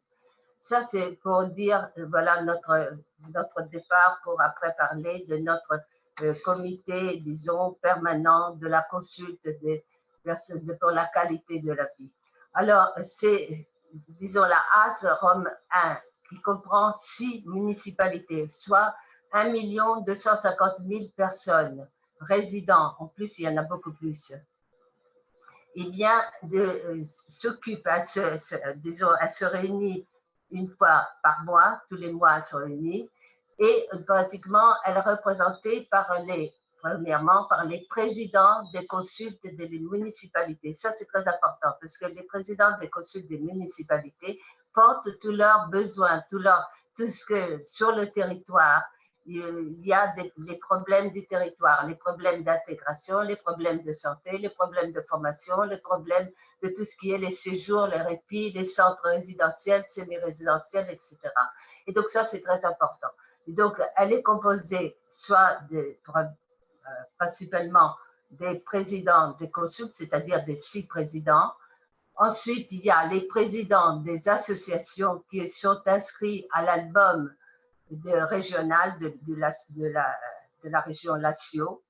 Et ensuite, nous avons les représentants, les délégués alors du maire de Rome, nous avons les délégués de toutes les 6 municipalités, nous avons les représentants sanitaires, les neurologues, les psychiatres, les infirmiers, les professionnels, soit sanitaires, sociaux, et puis aussi des coopératives, parce que nous, on travaille beaucoup avec les coopératives, avec le personnel des coopératives qui sont les protagonistes de l'aide à domicile. Tout enfant handicapé ou personne handicapée, elle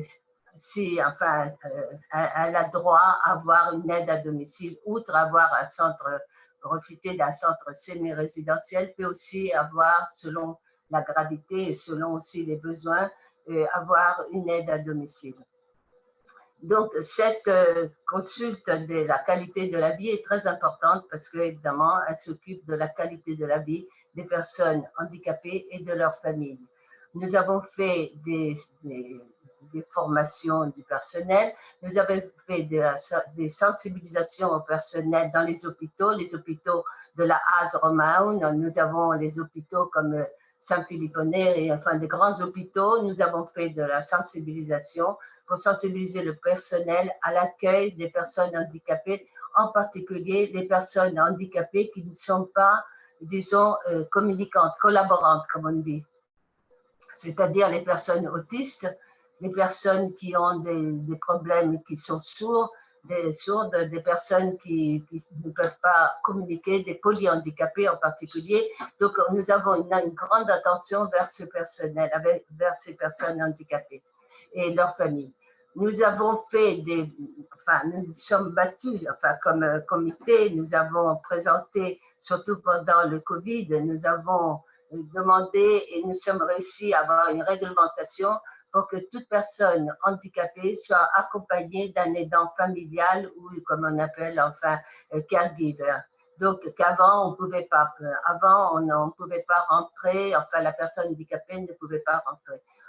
Ensuite, nous avons demandé dans les urgences, dans les centres d'urgence, que soient placées des pièces spéciales, des chambres, spéciales avec un personnel préparé, formé pour l'accueil des personnes handicapées non collaborantes, en particulier pour toutes les personnes qui ne peuvent pas communiquer, donc qui sont très lourdement handicapées pour les handicaps, mais aussi des autistes, c'est très difficile parfois de leur faire des prélèvements, pour les soigner, faire des visites.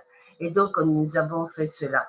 Donc, notre travail en ce moment est celui surtout, nous avons fait des groupes de travail, où on fait des recherches parce que c'est très important de savoir connaître les besoins pour après donner des réponses. Nous travaillons donc en ce moment sur le droit au répit, nous travaillons sur la qualité des services et sur la formation du personnel.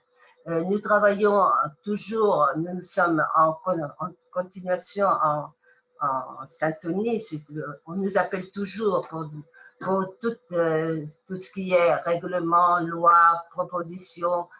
Disons, nous sommes consultés parce que notre comité est propositif, consultatif et aussi, disons, de contrôle et de surveillance. Donc, tout ce qui est comme règlement, ligne guide, etc., ou loi régionale, d'abord, nous sommes contactés et nous participons activement pour mettre nos observations et porter nos besoins et tout ce que les familles surtout ont besoin. On travaille beaucoup après nous aussi, sur les appartements, sur la qualité de vie, pratiquement de toute la famille, parce qu'on part du principe que la qualité de vie des personnes handicapées dépend aussi de la qualité de vie de la famille. Mais la qualité de vie de la famille dépend aussi de la formation et de la qualité de vie des professionnels, parce que c'est très important que les professionnels soient formés et soient sensibilisés aux problèmes des familles. Parce que désormais, nous avons vu qu'en faisant des recherches sur la qualité des centres résidentiels, semi-résidentiels, ou même des aides à domicile, parce que nous avons les aides à domicile, et évidemment, la qualité de ce service dépend surtout de la qualité aussi des professionnels. Et donc, nous avons un grand respect sur les professionnels. Nous les rencontrons, nous travaillons avec eux, nous élaborons des lignes guides, nous élaborons des recherches, nous essayons ensemble de voir comment améliorer la vie et comment améliorer les services. Ensuite, nous avons des contacts à tous les niveaux. Ça, je vous l'ai déjà dit. Donc, soit au niveau scolaire, nous nous occupons du niveau scolaire, au niveau disons, de la santé et au niveau des services inclusifs et puis des vacances. Maintenant, par exemple, nous sommes en train de travailler sur les séjours estivi, je ne sais pas comment on peut le dire en français, c'est des séjours estivi, c'est-à-dire que la ASE, avec la municipalité, on organise pour toutes les personnes handicapées un séjour d'été pratiquement à charge de la ASE et de la municipalité. Les familles ne payent absolument rien, donc c'est à charge. Et qui sont une semaine de vacances. Avant, c'était 3 semaines. Il y a quelques années, c'était 3 semaines. Après, ça a été 2 semaines. En ce moment, 1 semaine. Mais enfin, déjà, on s'est battu pour que chaque personne handicapée disons, parte dans un centre de séjour avec le personnel adapté. C'est-à-dire qu'on fait une évaluation des besoins de la personne handicapée et on essaye de mettre de lui mettre le personnel qui soit adapté à ses besoins. Donc, pour que les parents prennent une semaine de vacances aussi, au caregiver prennent une semaine de vacances et qu'ils soient un peu plus tranquilles sur ça, en sachant que la personne handicapée est bien soignée et bien accompagnée. Donc, je suis prête à vous répondre à des questions si vous avez. En tout cas, il faut dire que nous avons commencé déjà depuis 1979. Une chose aussi que je voulais vous dire, qu'on est en train de travailler aussi sur, par exemple, un exemple de ce qu'on est en train de faire comme comité. Nous avons les couches pour les personnes handicapées, polyhandicapées, les personnes qui ont des besoins de mettre des couches. Eh bien, nous sommes aperçus, enfin, les familles et les personnes handicapées nous ont souligné que les couches étaient, disons, n'étaient pas assez incontinentes, comme on appelle ça, pas assez absorbantes. Et donc, nous avons fait une rencontre avec les entreprises qui fournissent, les fournisseurs qui fournissent les couches pour les personnes non collaborantes.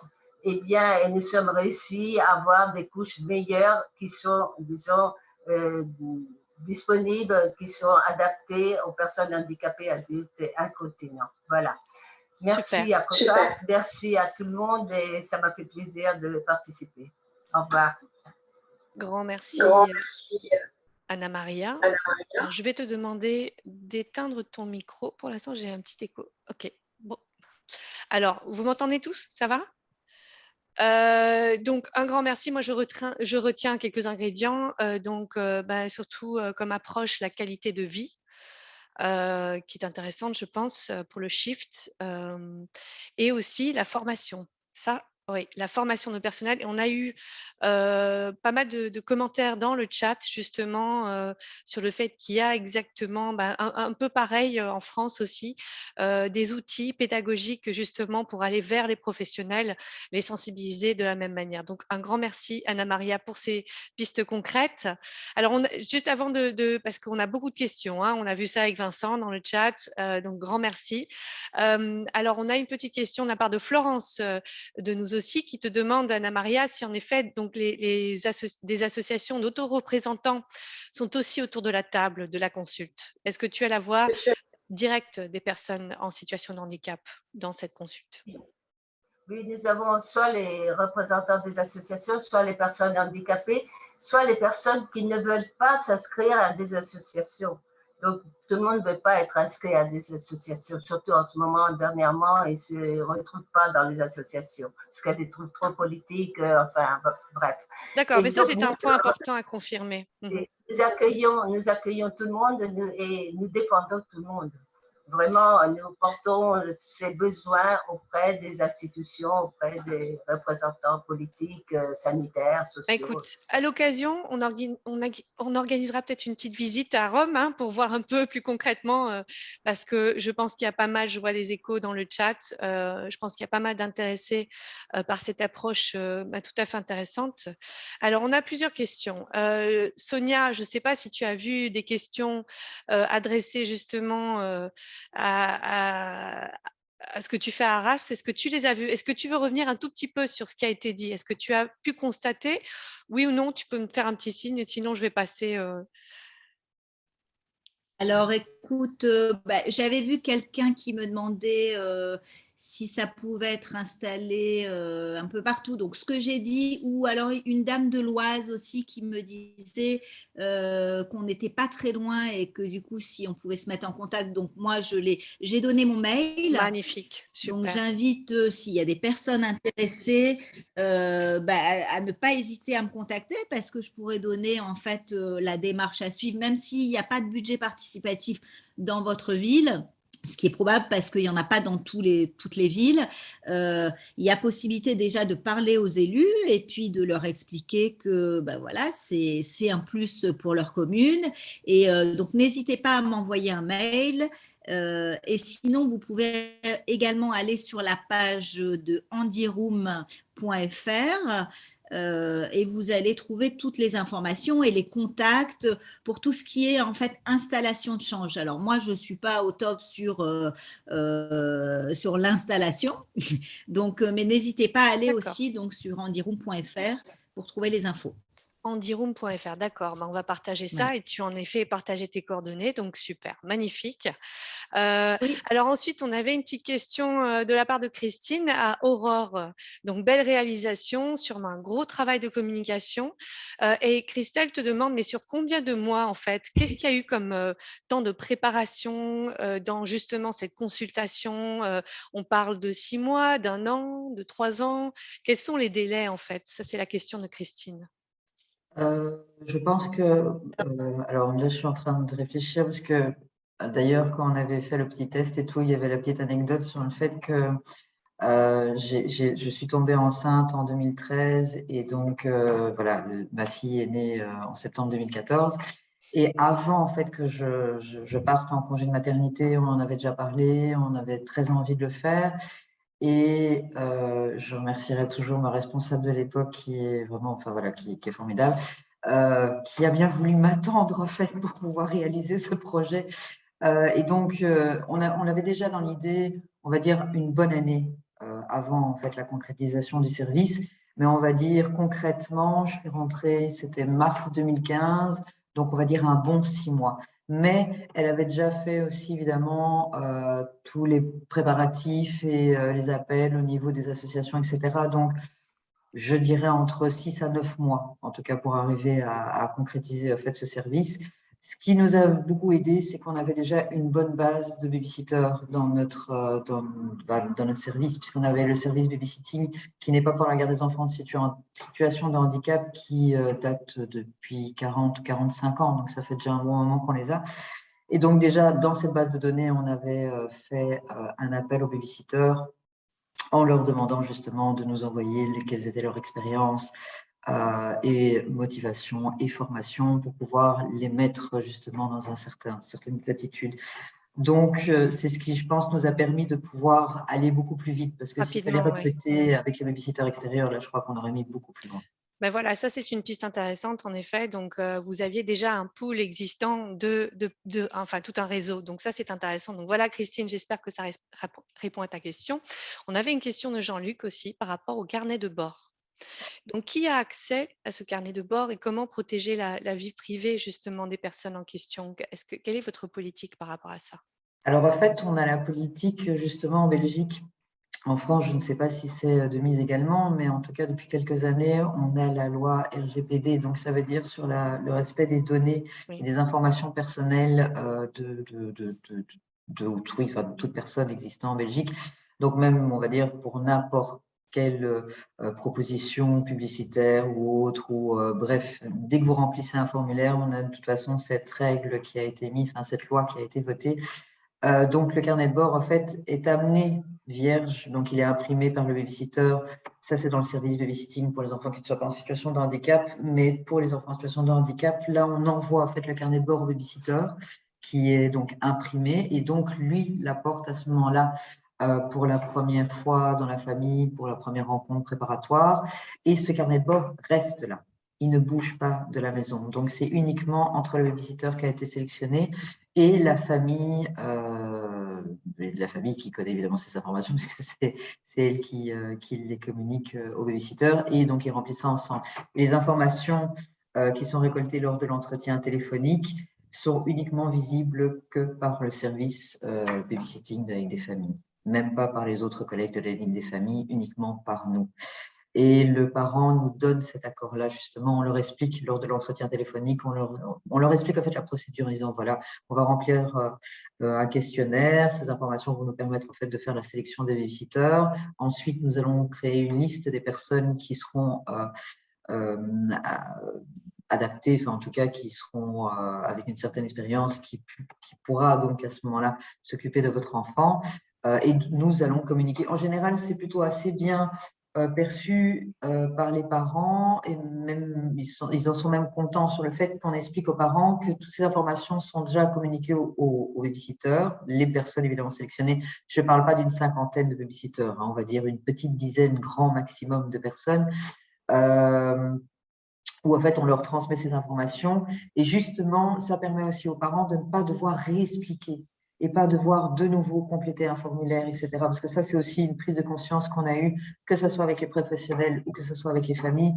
que malheureusement, les familles avec un enfant en situation de handicap devaient remplir énormément de formulaires et de questionnaires qui n'en finissent pas, qui sont extrêmement longs, et donc c'est fatigant pour le parent et ce n'est pas toujours agréable. Voilà, donc ils donnent leur accord et c'est uniquement les babysitters qui sont aptes à s'occuper de l'enfant qui reçoivent ces informations-là.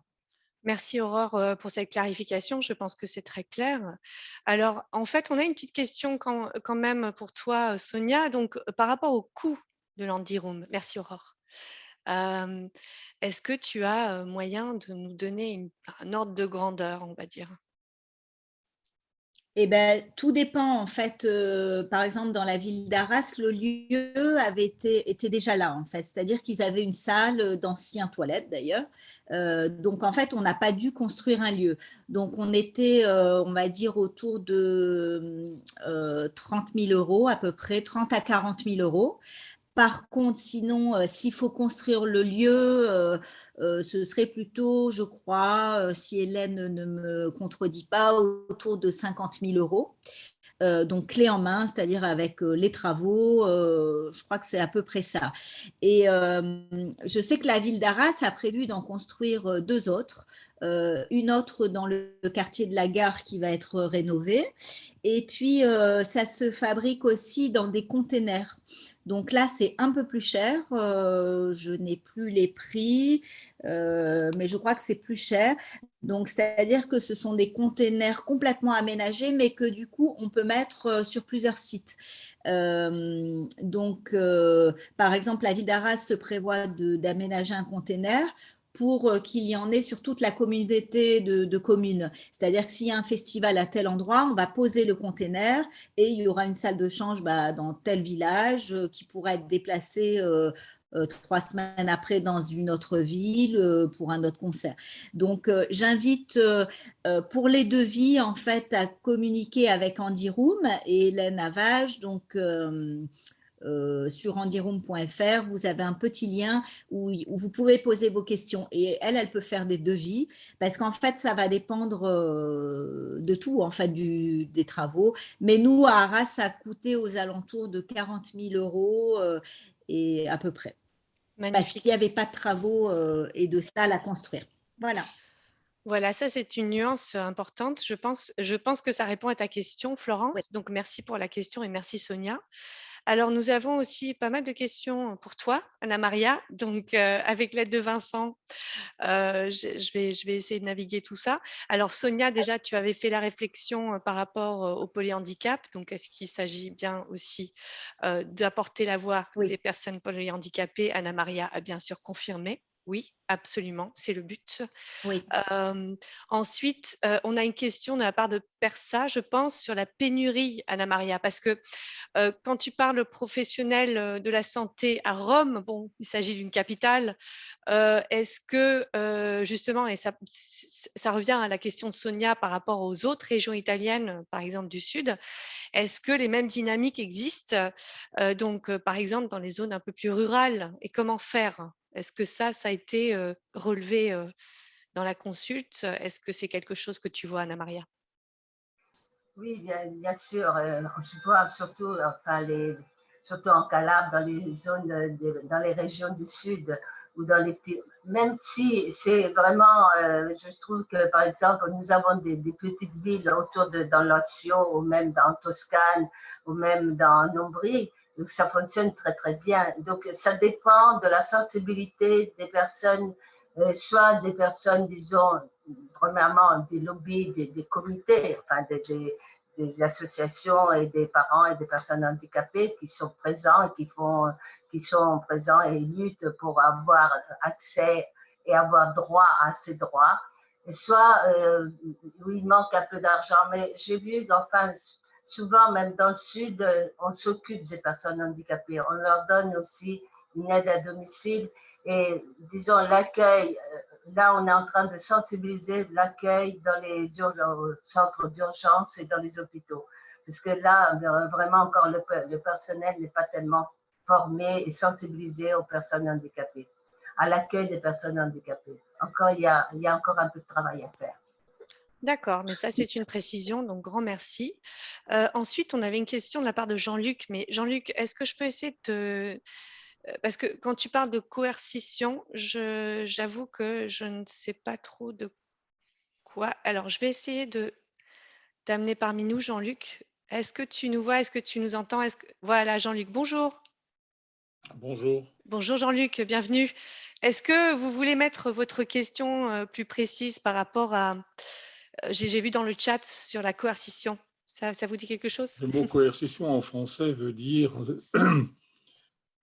d'obliger que les choses se fassent ou ne se fassent pas. Ah oui. C'est-à-dire, ça veut dire, est-ce qu'on a le pouvoir de réguler, de faire en sorte que les choses puissent se faire ou ne puissent pas se faire en cas de problème. Merci pour la précision, Jean-Luc. Donc, en fait, Anna-Maria, si tu as bien compris, l'idée, c'est que, voilà, cette consulte, est-ce qu'elle a un véritable pouvoir de changement, en fait? Est-ce que vos propositions, vos préconisations sont véritablement prises en compte et dans quelle mesure, en fait?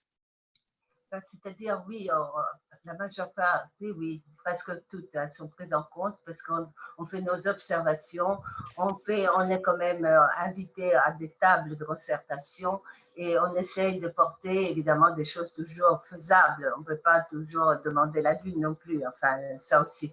Alors, nous avons travaillé dernièrement sur les lignes guides, sur les après-nous, pendant nous, après nous, pour les appartements pour les personnes handicapées.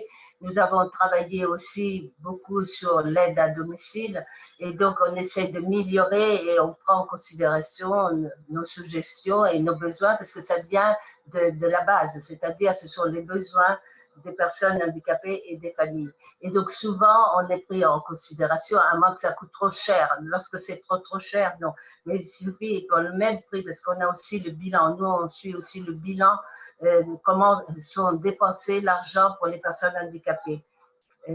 Donc, on peut contrôler. Alors, on peut vraiment voir si, disons, exactement, si ce qu'on dépense, ça répond à une qualité de service, une qualité de vie des personnes handicapées. Au contraire, par exemple, dernièrement, on a eu des problèmes avec une aide à domicile. On dépensait beaucoup d'argent, mais en même temps, la famille n'était pas contente et nous-mêmes, nous avons contrôlé, nous avons vu que la personne, le professionnel qui s'occupait de l'aide à domicile d'une personne handicapée, lourdement handicapée, n'était pas à la hauteur. Donc, on dépensait de l'argent pour pas avoir une qualité de service. Donc, ça, pour le moment, oui, on nous écoute. D'accord. Eh bien, merci pour cette précision. Jean-Luc, j'espère que ça répond un peu à ta question. Je suis désolée, on se tutoie, hein, on est en Belgique, donc voilà. On tutoie, on est tous amis ici. Jean-Luc, puisque tu es avec nous, j'ai vu d'autres questions dans la section questions et réponses par rapport à, comment dire, l'organisation des services autour de la personne. Comment faire? Alors là, véritablement, je pense qu'avec les pratiques Shift, on voit différents types d'interventions, toujours avec la personne donc en question ayant besoin d'accompagnement donc au centre. Mais voilà, si tu veux développer un tout petit peu, Jean-Luc, ta question, je pense que c'est une question pour tout le monde en fait. Comment organiser cela au niveau plus concret, Jean-Luc? Oui, merci. Je précise, je suis autiste Asperger et derrière un ordinateur avec de la vidéo, je suis un petit peu mal à l'aise. Donc, moi, je suis investi, j'ai des questions lourdes, effectivement, qui intéressent tout le monde, puisqu'en fait, la question que je me pose depuis 35 ans, c'est quelle est l'organisation autour de la personne, organisation des personnes. Qui fait quoi autour de la personne, dans quel rôle pour que ça se passe mieux pour elle. Alors, c'est très compliqué, effectivement, et je pose toujours la question de savoir est-ce que les gens réfléchissent à l'organisation et au rôle des acteurs qui sont autour de la personne. Qui est autour de la personne? Qui fait quoi? Qui les défend? Qui s'occupe de sa situation?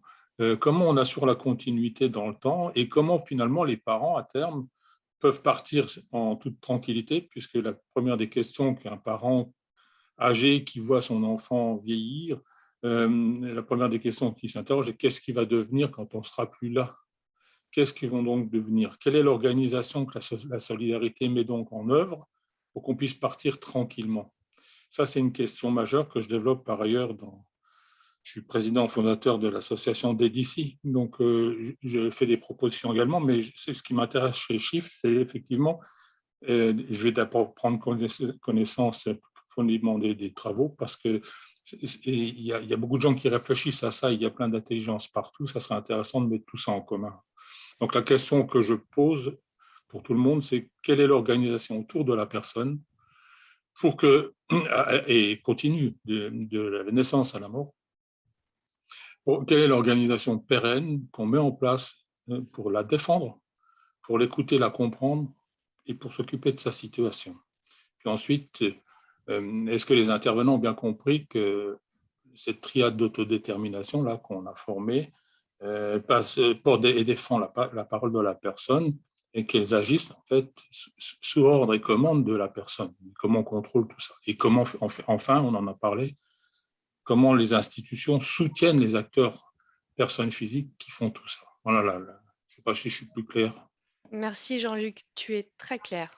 Très clair. Donc là, c'est une question tout à fait fondamentale et j'ouvre complètement à ceux qui souhaitent commenter parce qu'en effet, on est tous impliqués, il y a beaucoup d'acteurs, y compris les personnes elles-mêmes, mais comment concrètement avancer avec cette organisation autour de la personne?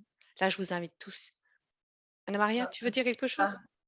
Oui, voilà, moi je voulais dire que justement, en ce moment, le point important, essentiel qu'on est en train de travailler vraiment avec beaucoup de force, disons, c'est l'après-nous, de rendre-nous à l'après-nous. Enfin, c'est ce que je disais, pour que les parents laissent leur enfant dans des bonnes mains, enfin, leur jeune, la personne handicapée.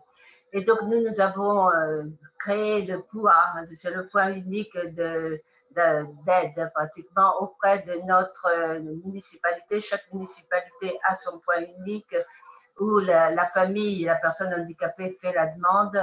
Après, enfin, et tout ça, ça dérive d'une loi nationale qui après qui est de 2016 et puis après d'une loi régionale qui a mis des fonds, donc il y a de l'argent pour créer l'après-nous. Et maintenant, c'est au niveau territorial. Donc, au niveau territorial, il y a soit la ASL, c'est-à-dire tout ce qui était sanitaire, soit la municipalité, donc c'est-à-dire socio-sanitaire, qui s'occupe, qui est devenu qui prennent en charge la personne handicapée et la famille et le caregiver. Donc, selon les besoins, si la personne a déjà un appartement, si la personne n'a pas d'appartement, on essaie de lui trouver un appartement de solidarité, ou sinon, on est en train de créer des petits groupes familles qu'on est en train de former et on paye des week-ends, des moments, disons, d'être ensemble pour voir si ces personnes peuvent vivre un futur ensemble, former une espèce de famille, enfin, d'être tous ensemble. Et donc, c'est devenu le point principal, du moins en Italie, soit à Rome, mais dans toute la région, dans toute l'Italie, au niveau national. D'accord. Donc, pour toi, c'est l'institution publique, c'est ça, comme point de départ? Oui. Ok, merci Anna-Maria. Alors, d'autres, Chantal, je ne sais pas si tu veux revenir, ou Fiammetta, ou Elisabeth.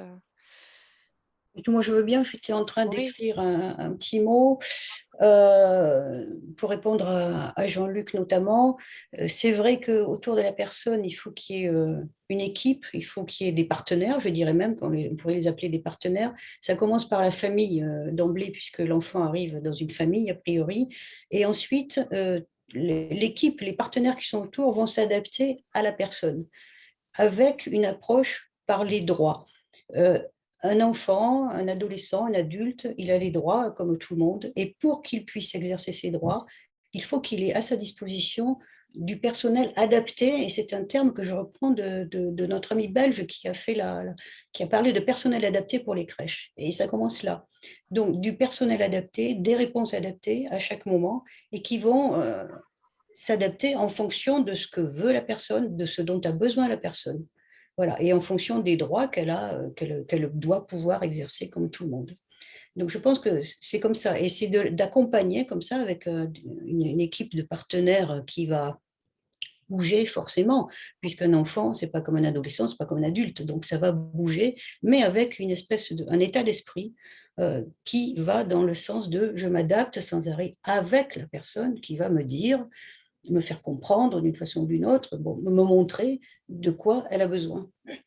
Voilà, c'est ce que je Merci pense. Chantal. Merci Chantal pour ces éléments de réponse. Oui, donc personnel adapté, droit, donc d'autres éléments de réponse. Alors, on a aussi Florence qui souhaite répondre à la question de Jean-Luc. Florence, je t'en prie. Bonjour Jean-Luc, il me semble que j'ai reconnu ta voix.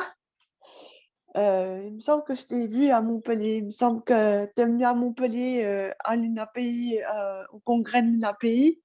Écoute, alors donc, quand ton fils sera plus grand, eh bien, il y a déjà les ESAT pour aller au travail. Après, il peut aller en foyer ou vivre chez lui tout seul, être accompagné par le SAMN, par exemple, c'est un service d'accompagnement d'aide en milieu naturel. Ou alors, il y a aussi les tutelles, les curatelles pour le protéger. Enfin voilà, il y a plein de choses, quoi. Il y a plein de... Pour toi, ces démarches sont très importantes comme point de départ. Oui, moi je suis ni sous curatelle ni sous tutelle. J'ai besoin du SAMN un petit moment, puis après, en fait, je me gère toute seule maintenant. Hein. Je gère, je suis une fille très autonome. Voilà. C'est noté. Voilà. Merci Florence pour ces éléments de réponse aussi et à Jean-Luc pour cette question. Alors, dernière intervention, si vous le permettez, avant de fermer. J'ai pas de questions. J'ai pas de questions, moi. Alors, je ne pense pas qu'il y ait eu des questions spécifiques. Il y a eu beaucoup de commentaires, Florence, beaucoup de commentaires, beaucoup de personnes qui sont d'accord avec tes réflexions. Donc, dans le chat, il y a eu pas mal de commentaires. Comment dire ensuite, par après, s'il y a des questions, on va bien sûr, si tu veux bien, te mettre en contact avec les personnes en question. Mais il n'y a pas de questions spécifiques par rapport à ce que tu as relevé. Donc, merci d'avoir vérifié, très Florence. bien. Ensuite, il y a beaucoup d'infos dans le chat, c'est difficile à suivre, mais on fait de notre mieux. Alors, Daniel, tu as ta main. Alors, je vais essayer maintenant de t'inviter à dire quelques mots. Daniel, est-ce que tu souhaites dire quelques mots? Daniel Depot. Si tu ne souhaites pas, pas de problème, mais je constate que tu as levé ta main, et donc peut-être que tu souhaites dire quelque chose. Bonjour Daniel. Oui, non, je n'ai pas levé la main. Ah d'accord, donc il n'y a pas de problème. Bon, ben, on se dit un petit coucou, alors, et merci. Merci. Donc voilà, donc je pense bien sûr, bon, bah, on n'a que 2 heures ensemble et on a 5 minutes pour conclure maintenant ensemble. Donc on va donner la parole, si vous le voulez bien, à Elisabeth et Fiametta pour conclure. Et bien sûr, restons en contact. Donc voilà, on va commencer, je pense, avec Fiametta ou Elisabeth, c'est comme vous souhaitez. Je suis prête. D'accord, Fiametta, je t'en prie, go for it.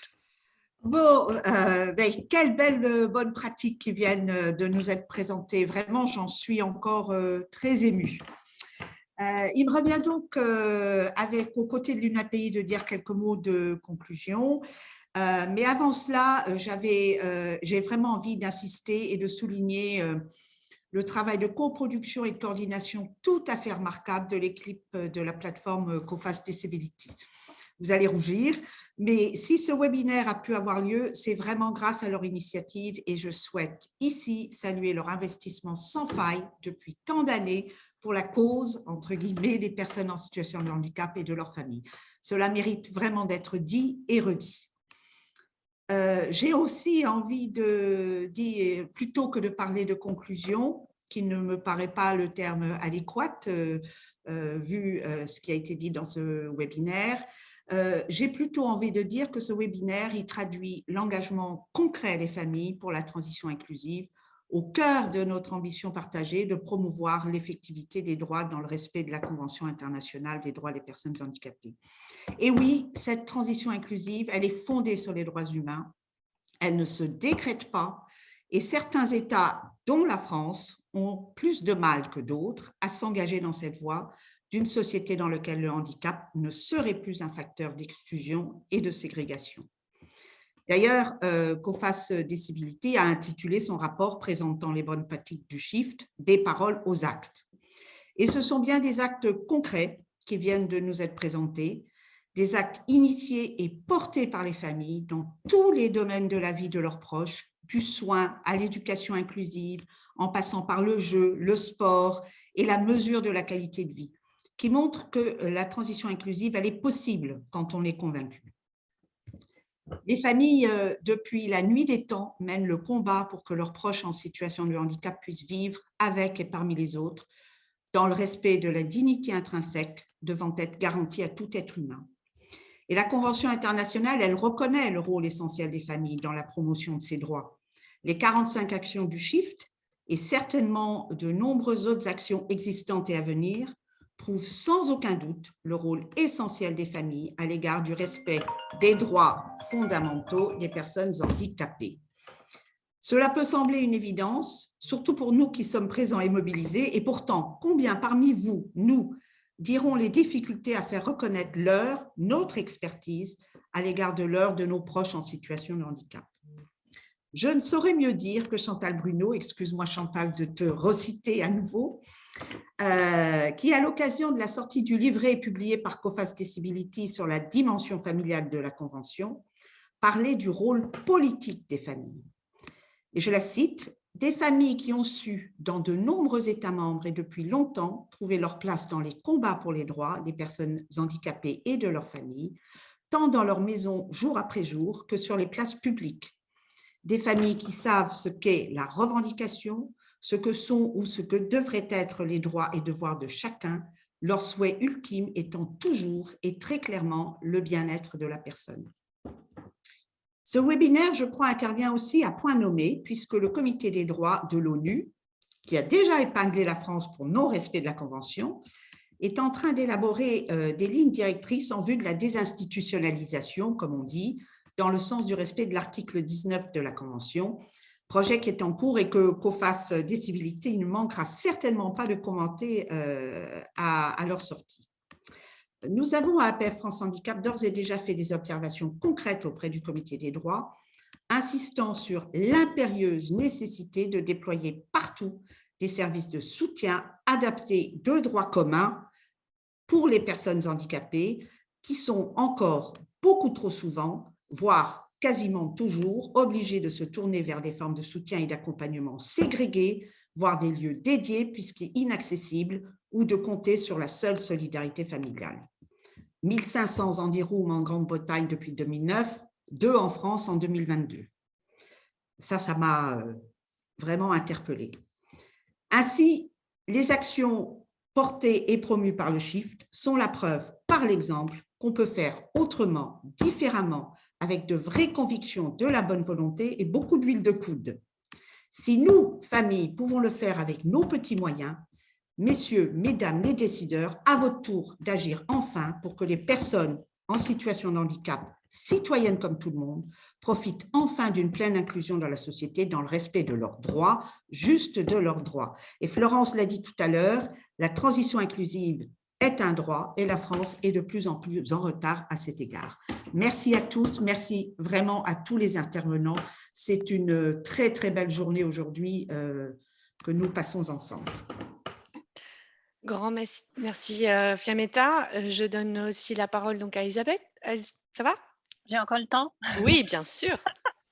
Ok, merci Fiammetta. Tu as déjà presque tout dit, mais je vais quand même faire en guise de conclusion, parce que c'est difficile de faire une conclusion après une telle intervention, mais un grand merci à COFAS Europe et surtout pour l'organisation de ce webinaire très important, et surtout à Camille Roux qui a fait une présentation parfaite, et Elisabeth, et ainsi à Chantal Bruno, la coprésidente de la plateforme Handicap COFAS. Alors, je voudrais aussi remercier tous les intervenants et les participants pour cette présence active. Ça nous a permis d'échanger et de vraiment avoir vraiment des riches échanges entre nous. Vous avez vraiment montré comment faire vivre pleinement les principes de la transition inclusive. Et on a tous besoin d'être reconfortés et d'apprendre, parce que ça doit partir. C'est une triple constatation, c'est toujours la personne handicapée, les proches, les parents et aussi les professionnels engagés qui étaient présents aujourd'hui. On voit bien qu'à l'heure où les services se transforment, parce qu'on est en transformation en France et on veut répondre aux besoins des attentes des personnes, Et c'est vraiment, c'est les pratiques qui ont été présentées aujourd'hui, ça montre que cette transition est possible, qu'une dynamique existe et qu'il faut vraiment la poursuivre et l'amplifier. On voit bien que ça vient tous de vous.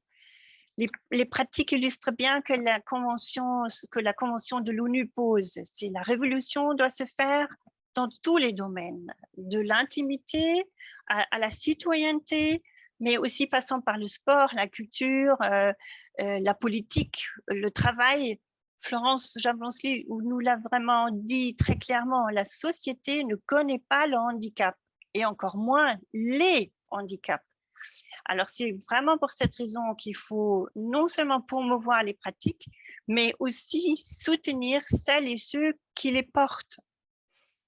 Bien souvent, on l'a vu aujourd'hui, ce sont les personnes elles-mêmes qui ont des idées portées par leurs proches.